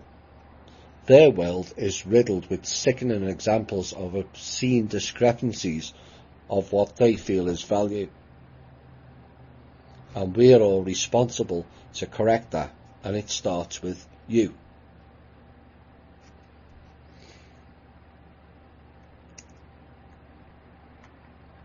next piece before the music break. Given we have some people who are focused only on one or two topics within the group, I feel compelled to address it publicly. And the first one is my stance on 5G. And that has a plethora of people concerned on levels that I feel doesn't warrant it. But that is my opinion. Nobody asks you to agree with it. But it looks to me, to all intents and purposes, a driven agenda in the old community to divert attention and more recently divide the groups. You know, we've all seen this before. Nibiru, the SARA, Global Classic Accounts, the RV, Jade Helm, FEMA camps, trains with guillotines and coffins, and the previous attempt, chemtrails. Now, I discounted all of them as fear porn or distraction, apart from the Global Classic Accounts and Keenan, but that ended back in 2014. Really, it ended in October 13, certainly privately, if not publicly. But chemtrails, Nibiru and Jade Helm, I said it would come to nothing. And not that it matters to me that I was proven right. The issue is they were all distractions. Of course, the other one was the FEMA guillotine trains and coffins. And as forecasted, it never happened. Chemtrails in and of itself has not had the effect the way alt media reported it either. Otherwise, none of us would be here now. That is a fact. And it just moves from one fear platform to another. And this is what people have to ask and think better. You know, for well over a decade now, they've been chemtrailing. Has it had an effect? We're all still here. Some will say, well, some got Magellans. But can that be proven to be due to chemtrails? Or have you considered the fact that it was the DOD who dropped Magellans out of the sky? After all, they have revealed recently about dropping typhus, syphilis and Lyme disease on the American populace, have they not? And who knows what else will be revealed in future Freedom of Information Act releases. And then we come back to the 5G. Like I've said repeatedly, where was the outrage over 1G, 2G, 3 or 4G? Why wasn't there the same focus on that in the alt media? Because certain individuals were promoting other fear porn is why. And what's happened now, their other fear programs, Nibiru, Jade Helm, chemtrails, have all failed. Then they bring a new one to the table. You know, I've been in this game long enough now to see how these people think and work. They throw out a narrative and get agents to push it, and then get non-deep enough thinking people to then drive the narrative within the group. It's the same with flat earth. It doesn't matter what shape it is. It's not going to change anything at all. But the main purpose is they use fear often as a way of dragging people's vibration down. That is a deliberate tactic they've used on the American people for at least the last 70 years. Someone or something is coming to get them. The commies, the Russians, the Muslims, African killer bees, viruses. And the classic psyop of Orson Welles and H.G. Wells' novel, both of whom were part of the elites, I might add, agenda program back in 1938 when they ran the broadcast, the Martians are coming for them, and caused some panic. the levels of which are not fully known. But these are the part of the American psyche to play fear on the public. Why? Because the main body of America has never been attacked. And so they use other methods to create fear. Now, neither Hawaii or Alaska, for that matter, are really America. Check your history if you think different. But the Hawaii attack was known ahead of the event, and that could have been prevented. Now, for some reason, the elites decided mainland America would not be attacked. 2 world wars, there was no planes flying over mainland America bombing the cities. And so what happens then is the people get comfortable in that fact. So then they create the boogeyman and the fear programs to keep those people in fear. You know, most of the rest of the world largely all experienced being attacked or bombed in the last 100 years or so. And it's stored in the memory and passed down the generations.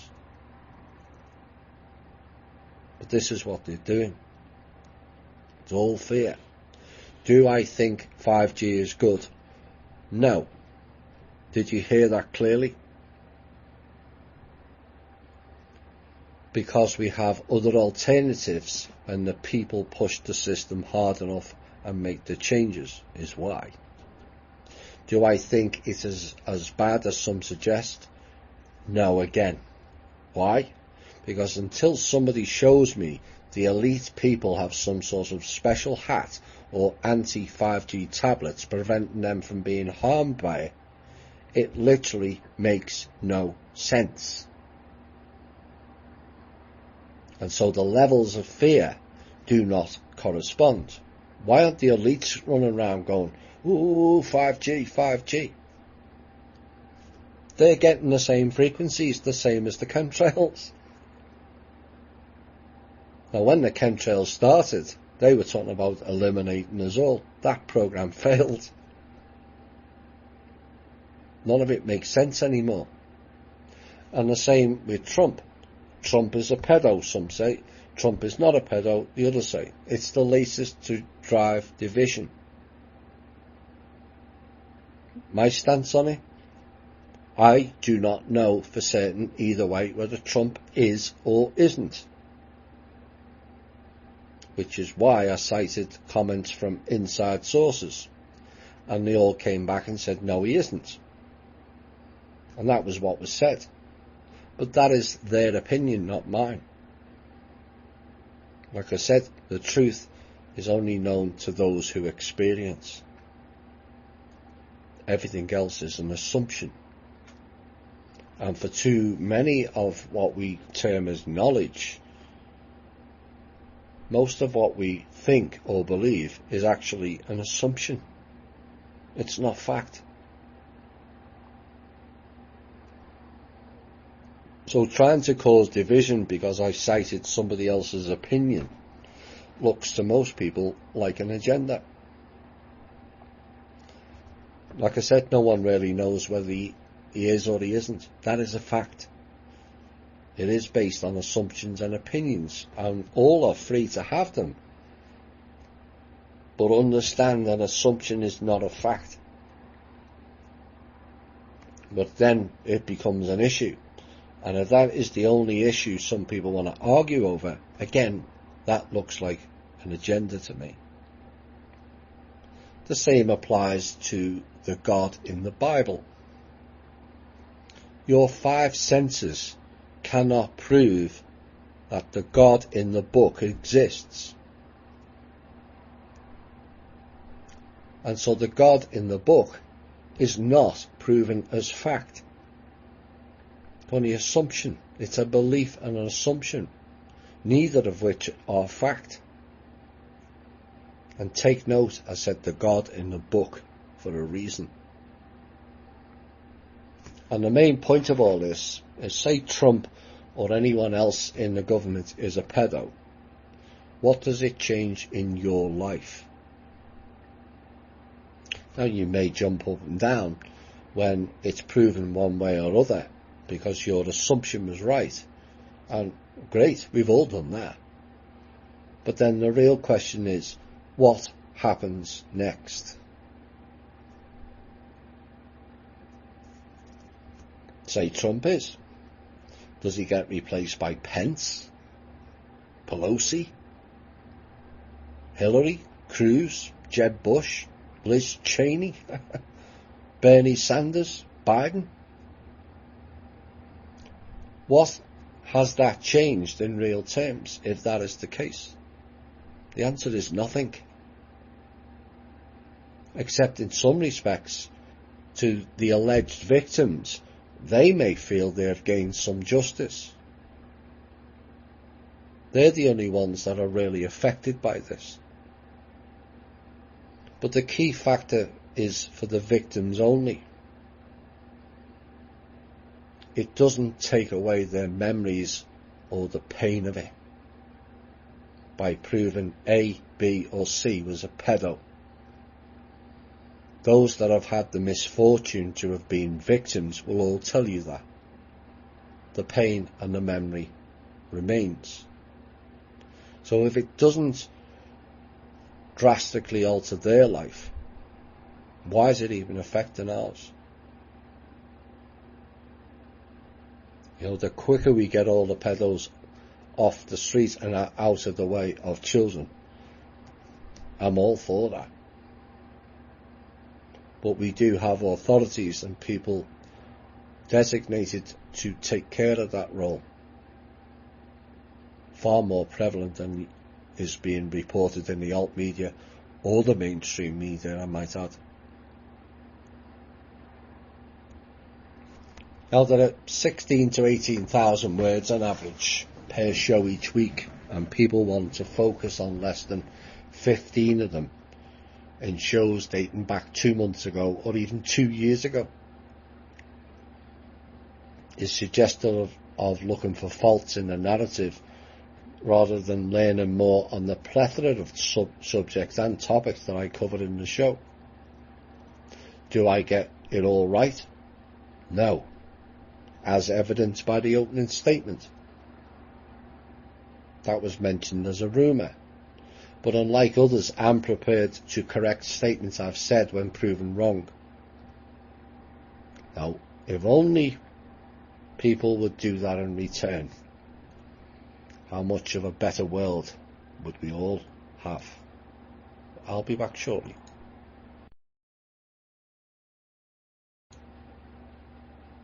Hi all and welcome back.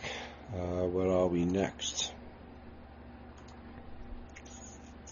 The Committee of 300 mentioned earlier, terrorist organisation, were also known as the Olympians, and as a group alleged to have been founded by the British aristocracy back in 1727. So they preceded the Illuminati that came out of Bavaria. Same people. Might be different countries. It's the same people. It's the houses. And they were proponents of the theory alleging the committee's existence, believed to be an international council that organises politics, commerce, banking, media and the military for centralised global efforts. Not no more they don't. So these 300 men, all of whom know one another, guided the economic destinies of the continent and seek their successors from within their own environment. They promote from within.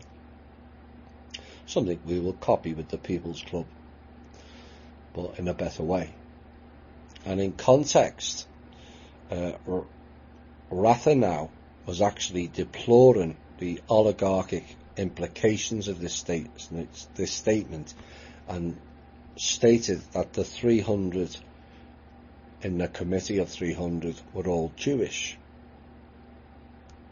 However, by 1912, Theodor Frisch had seized upon that particular sentence as an open confession of Jewish hegemony, and as proof that Rathenau was the secret Kaiser of Germany. He was also involved in Prussia. And the idea became more popular after World War I, after the spread of the protocols of the learned elders of Zion.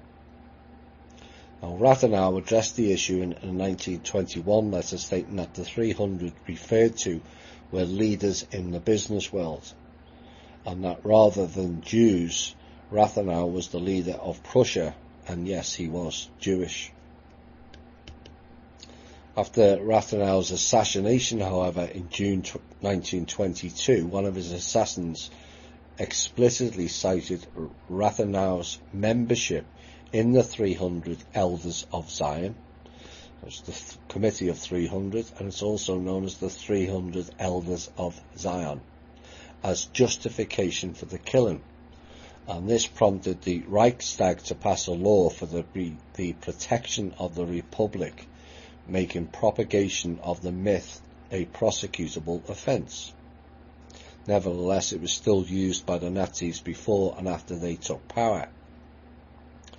Now, Arthur Sharep Spiridovich wrote that the group may also be known as the Hidden Hand. We've all heard that term. Yes, they are the Hidden Hand. Why? Because they're the branding company, like the Council of Foreign Relations. They do dictate all aspects of our life and society, and they're the ones that create the branding.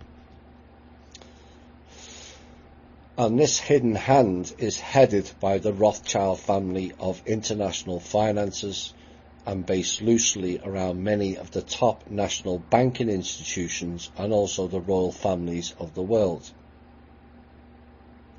All connected, all the houses, you see. Now, British aristocracy in the present day, they retain only the rights to stand for election to the House of Lords. Lords is a lower term, which means someone runs the manor, which is the king. And we all know who the king was, Marduk. And they have dining rights in the House of Lords and position in a formal order of precedence, the right to certain titles, hello Jasper, and the right to an audience with the monarch, which Jasper won't be getting. And yet, like Britain, like America, where 72% of American land is owned by the families, more than a third of British land is in the hands of aristocrats and traditional landed gentry, as they call it. Like I said, this is your branding corporation, along with the Council of Foreign Relations. They brand people, ideas, politics, and can highlight and promote a nobody like Alexander Ocasio-Cortez into public spotlight.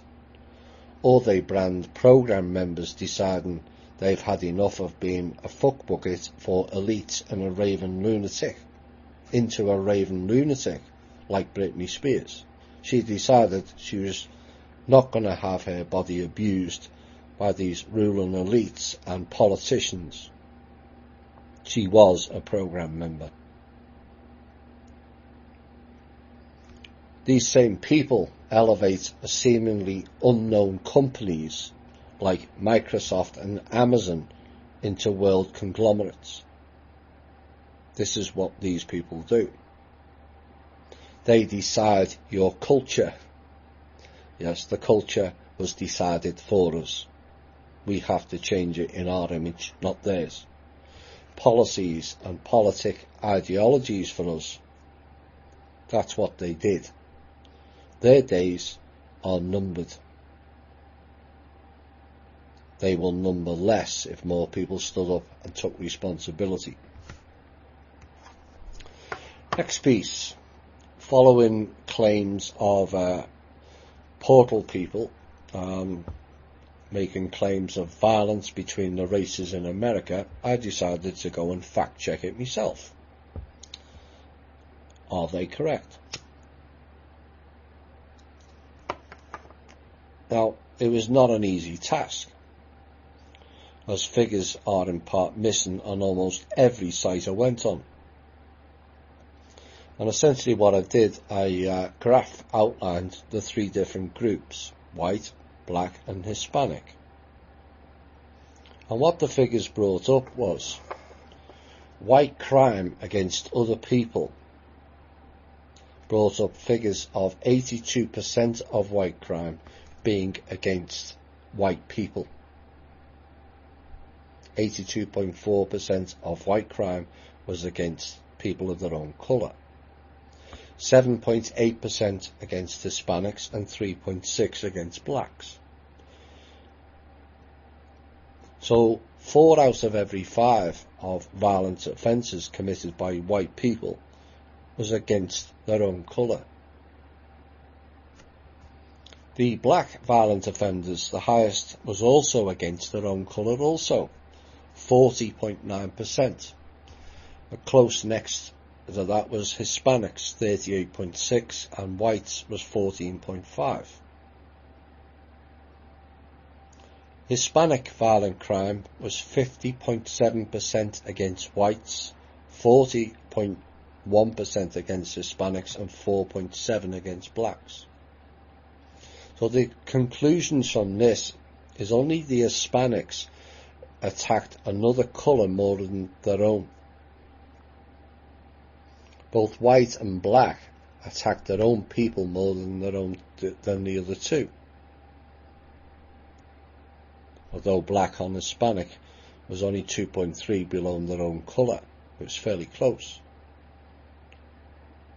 Now the highest rate of all the categories was white on white, 82.4%, which goes completely against the narrative being put out by the portal people and the paid crying actors on the news channels, does it not?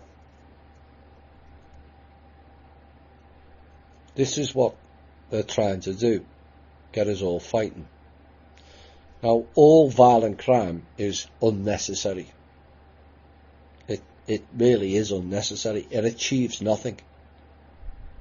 Well, I knocked that fella over the bar. Woo.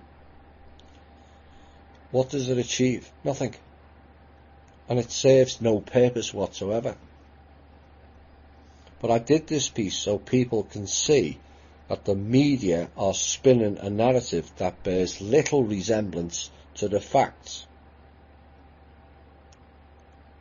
Particularly the El Paso narrative and the recent alleged shooting there.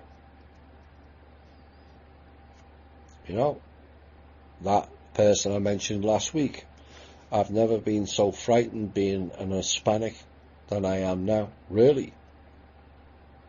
But the figures don't support it. Black and white combined figures of violence against Hispanics was 22.3%, and yet Hispanic figures for attacks on blacks and whites was 55.4%. And yet the media are making out the poor Hispanics, and yet the figures tell a different story. Now, one hopes we all see those figures come down, but the fact remains there is more violence by and between the black and Hispanic races, which is largely fueled by gangs involved in drugs, gun running and prostitution that completely distort the narrative and the figures. It would be interesting to see the actual violent offence figures when those three criminal enterprises are removed from the main figures, as I imagine the real figures are very low. And when you balance it with the fact that we've got 350 million guns in circulation in this country, it's quite an achievement that it is as low as it is.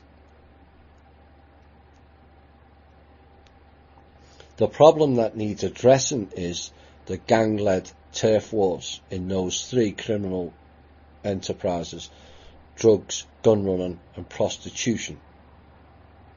And we can fix the drug and prostitution issue which I've mentioned in solutions in previous shows, by having it legalised and moderately controlled. It would remove many of these gangs' ways of making money and remove then much of the crime off our streets. This would then also lower the homicide and violence rates considerably. So all the facts do not support there is a major problem between the colours.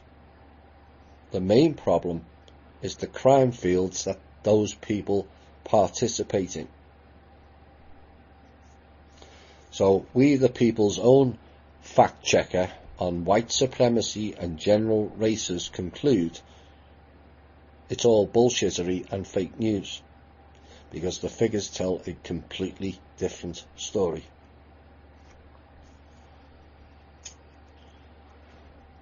So last Sunday, I'm going to make reference to that.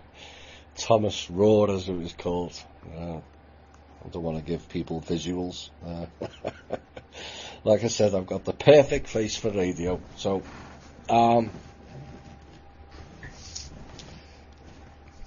there's a lot of things that's happened to me in my life, unpleasant. And I could have gone with the woe is me, you know. But I chose to go my own path. And yes, there was a lot of hurt and a lot of things that people who could have helped me with certain things but chose not to. But it then allowed me to stand on my own 2 feet and charted my own path. And I avoided the 5 hooks, which is a big step up for people wanting to progress in life.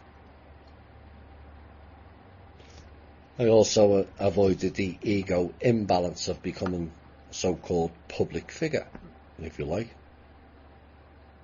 So they had to use other methods of targeting, all of which failed.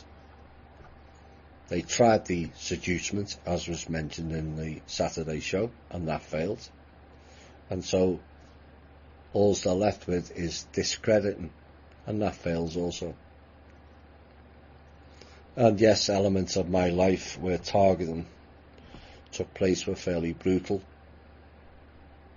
But I chose to tell them to stick it where the sun don't shine and strived harder, pushed on, regardless of what they threw at me.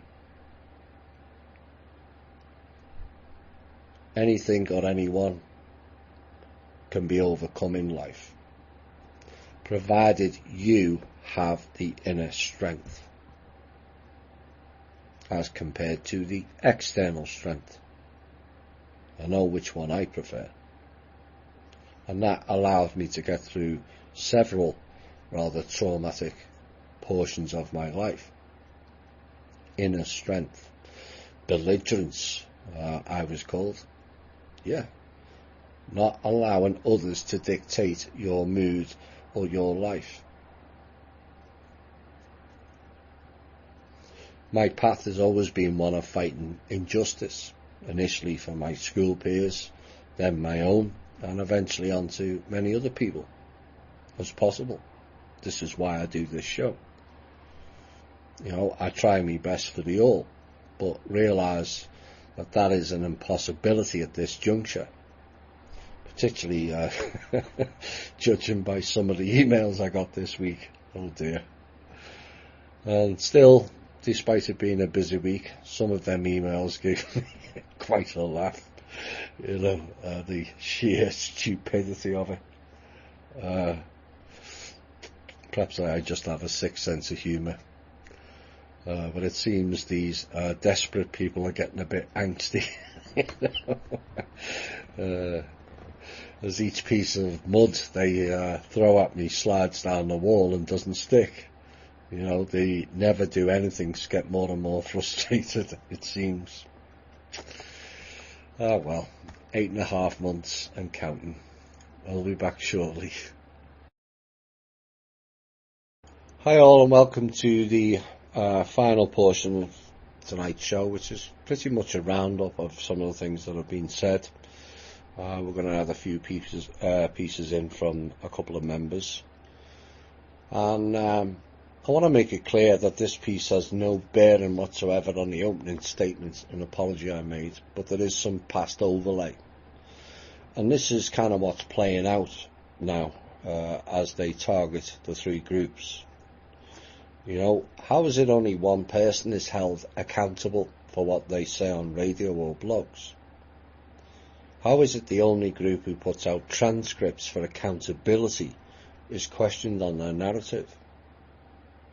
How is it that there are several people who read news scripts and form their own opinions with no intel background, can sell all kinds of new age woo-woo, can charge their listeners, and yet my Patreon gets questioned? The only show who most weeks has a question and answer section in the show. Not to mention the question and answer section I get every day when I turn on Facebook or MeWe during the week. And yet we get accused of not answering questions. You know, one of these days I'm going to count up all the questions I get asked in a week. I imagine it's fairly staggering. How is it when someone gets into a position of perceived importance that is beneficial to the people? Do the people attack those few who are willing to stand up for them? Why is it that people are more intent on looking for faults in the narrative than providing solutions to our collective problems? And how is it that people can question what I put out in the shows? Those people don't spend the time questioning themselves as to why they were triggered by a portion of the show. Such is life, I suppose, and it's an example in many ways of child mind thinking from an overview, mired in the victimhood of their own unaddressed shadows. And you and we and I will never fix anything on this planet operating at that level. For too many now, the alt media has become a life distraction, mired in the drama, popularity contests and bickering that is a replica of the mainstream media platform. Why would we copy a failed platform? Were we not supposed to be the awake ones, different from the masses? Yet for some they spend their whole days looking for faults, cracks, perceived wrong information in others, when the problem is really them. They will not face up to their own reality and a lack of doing their own work on themselves. Now, these people stand out like beacons now. You've all noticed it. They dance in two worlds, acting like they're awake in ours, but their actions and words state differently. Who needs the cabal when we have people within our own alternative media community more intent on looking for faults, twisted words, unable to agree to disagree on points, questioning things that really have no relevance, and just rattle on with no direction or any specific purpose to it? It's not going to fix our world. Now, some of these people might be awake with some knowledge, they might have a lot of knowledge, and that is considered outside of the normal. But some of these people are fast asleep on the inside. They're kidding themselves only, as a lot more people can now see a lot easier than they did previously. And they kind of remind me in many ways of a kid's wind-up toy that is silent and says nothing, and then the button is pressed, and then they repeat the same few sentences until the timer runs out, or until someone presses the button again, and again they repeat the same lines and same narrative. Well, the gist of that analogy is, despite pressing the button several times, nothing changes. It only changes if you change the toy or take the battery out, and then it all goes silent. And many of these people are using us as a battery, consuming our energy with mindless drivel and nuances. And as Kim said in last week's show, don't play their game. Some people have reacted to last Saturday's show and stating that I'm blaming we the people too much for our role in this mess. And I'm sorry that they feel that way, but I will not apologise for saying anything in that show. Because over time and deep down, everybody really knows that everything stated within that show was near 100% correct. We have played a role in it. A bigger role than many would like to admit. You know, I could give several examples. But in the last few weeks I've spoken to quite a few people, and one mentioned they bank at Wells Fargo. Another one mentioned they bank with HSBC, and one mentioned about buying something off Amazon. All very minor details. But why would you bank with Cabal Banks? Why would you buy from a company that is hell-bent on destroying all of the businesses? And as the Clowns in Panic show stated, Amazon are designated as the world brain roll in the future, which will destroy all of us. So why haven't you been a change on those aspects? And it all comes down to convenience is why. It's easier, Thomas. Yes, but easier doesn't help any of our goals, does it? Why would we vote for people to look after us when they've never looked after us ever? Why would we allow them to vaccinate our children without doing due diligence?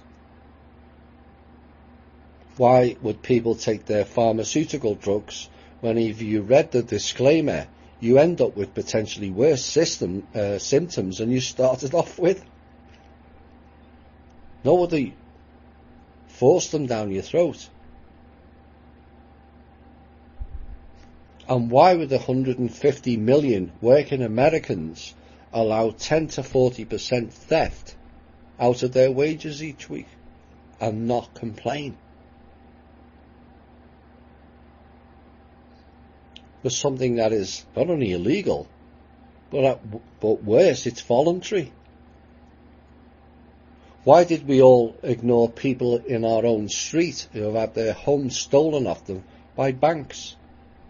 Why didn't we fight back?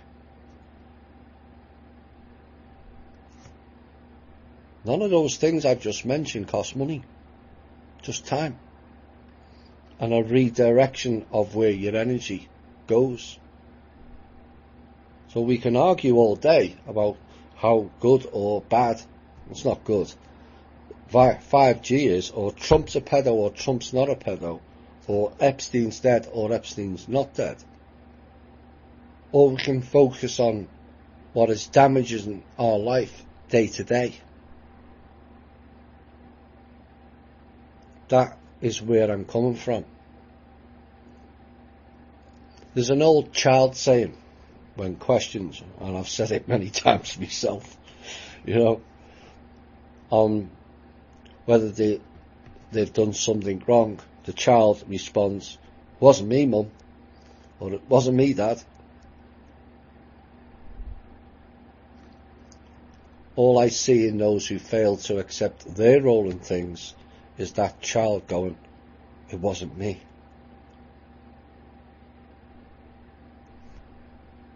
Look, we have all done that throughout our lives. I'm no different to anybody else. But the alt media itself is riddled with finger pointing away from themselves. They're doing this, he's doing that, she's doing this, he's doing that. It's not solutions. And for a while in THI shows, I did it as well. You know, it was all the cabal who did everything wrong. But it's not the correct picture from the overview, is it? And if we're going to lie to ourselves, we're not going to be going to lie that we weren't part of it and they have to fix it. We'll wait forever. We have to fix our part. My shows are about balance and true perspective. And I am aware that some will react to some things that come out of the show. And again, I will make no apologies about that, because it's not meant in an offensive way. We have to grow a set. And I said in the very first THI show, I'm not going to tell you what you want to hear, but what you need to hear. Big difference. As well as we have to think and act different. Saturday's show was fantastic. Co-joining of the three groups, and also Kim chiming in on how we fix world problems. Is it a daunting task? Absolutely. There's a lot to correct. But it's no more daunting than the first Europeans who arrived here over 1,000 years ago. No, not 600 years ago. In fact, there's some evidence of reference to a Welsh guy, person from Wales, being here in the 500s. But even the ones from 600 years ago, they were called the pioneers. They started with nothing and built up. Now we start with much. We've got a leg up. Most of us have got homes and jobs and some money. They didn't. And we have an opportunity to forge a better path for the all, not the few. The four essentially separate groups all coming together for a common cause, to me, is wonderful to see. But it's up to you all to drive this collaboration, not just the four of us.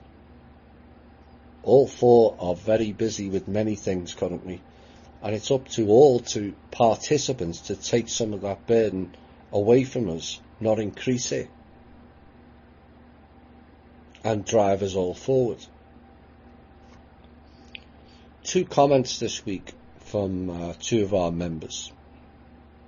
The first one: people in general are conditioned to externalise everything, including blame or fault. We're conditioned to think early on that to accept blame is a weakness, and so to keep from feeling or appearing weak, we try to pass it off onto others. It's a hard thing to break, but truth gets us nowhere. I was very lucky to have a mum who wouldn't allow me to do that, who taught me to think on my actions and to admit blame when it was mine.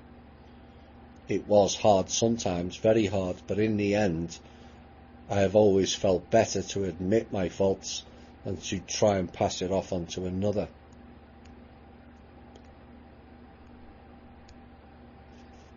That person gets it, as do many others in the group. The second piece: influence without affluence. I consider all of the tragedies in my life to have been a gift to empower me to make a difference to others. You might consider or say my life has been a road of thorns, but I've made friends with those thorns. My life has become beautiful. But I can give beauty to many others in their lives. That's the difference of influence without affluence. The power of compassion is far greater than anything money can do. But money and knowledge, strength and skills are built on the foundations of that compassion. Then not only is your own life enriched beyond our comprehension, but we can make such a difference. We can have such influence in the world, each and every one of us, whoever we are, wherever we are, because everyone is inherently special, and nothing or no one can take that away from us or you, as long as we are aware. To be an instrument of compassion, an instrument of true influence that's beyond affluence. Two very important points there, and thanks to the members who wrote that down.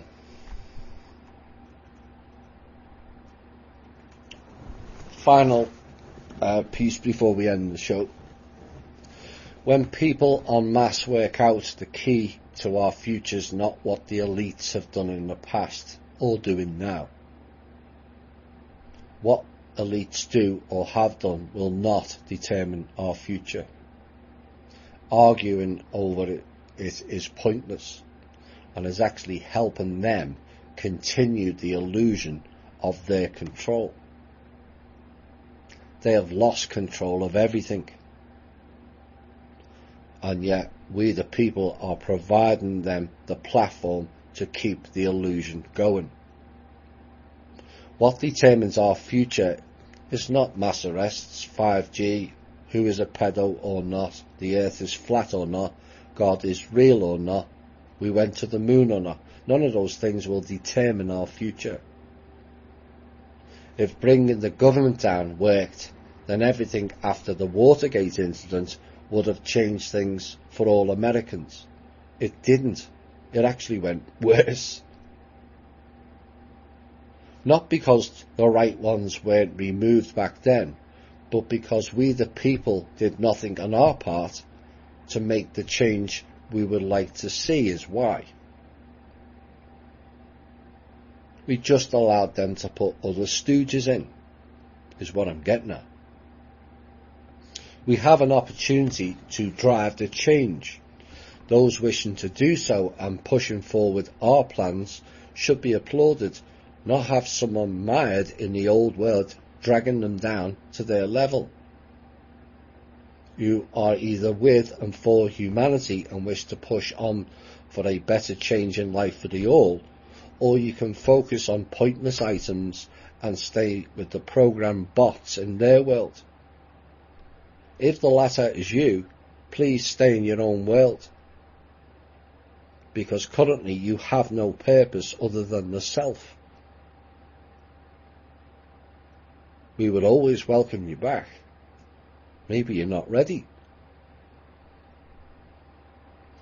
Humanity has much work to do to correct the world's ills, and our focus must be on that. Is it daunting? Absolutely. But it only took one person, or one man in India, to be the change in that time period. Gandhi, to drive a group of people into fighting back against the injustice. I want you all to become that one person. And let's get this show on the road. Not allow people of their world to drag us down or divide us. They're all based in fear. Our future and destiny depends on having no fear. And remember, everything you ever wanted is actually on the other side of fear. This has been the Truth, Honour and Integrity Show. My name's Thomas Williams. Bye for now. My next show, by the way, will be on Sunday evening at 10 p.m, midnight, Eastern Standard Time with Richard Hoagland. I'll see you all then. Bye for now.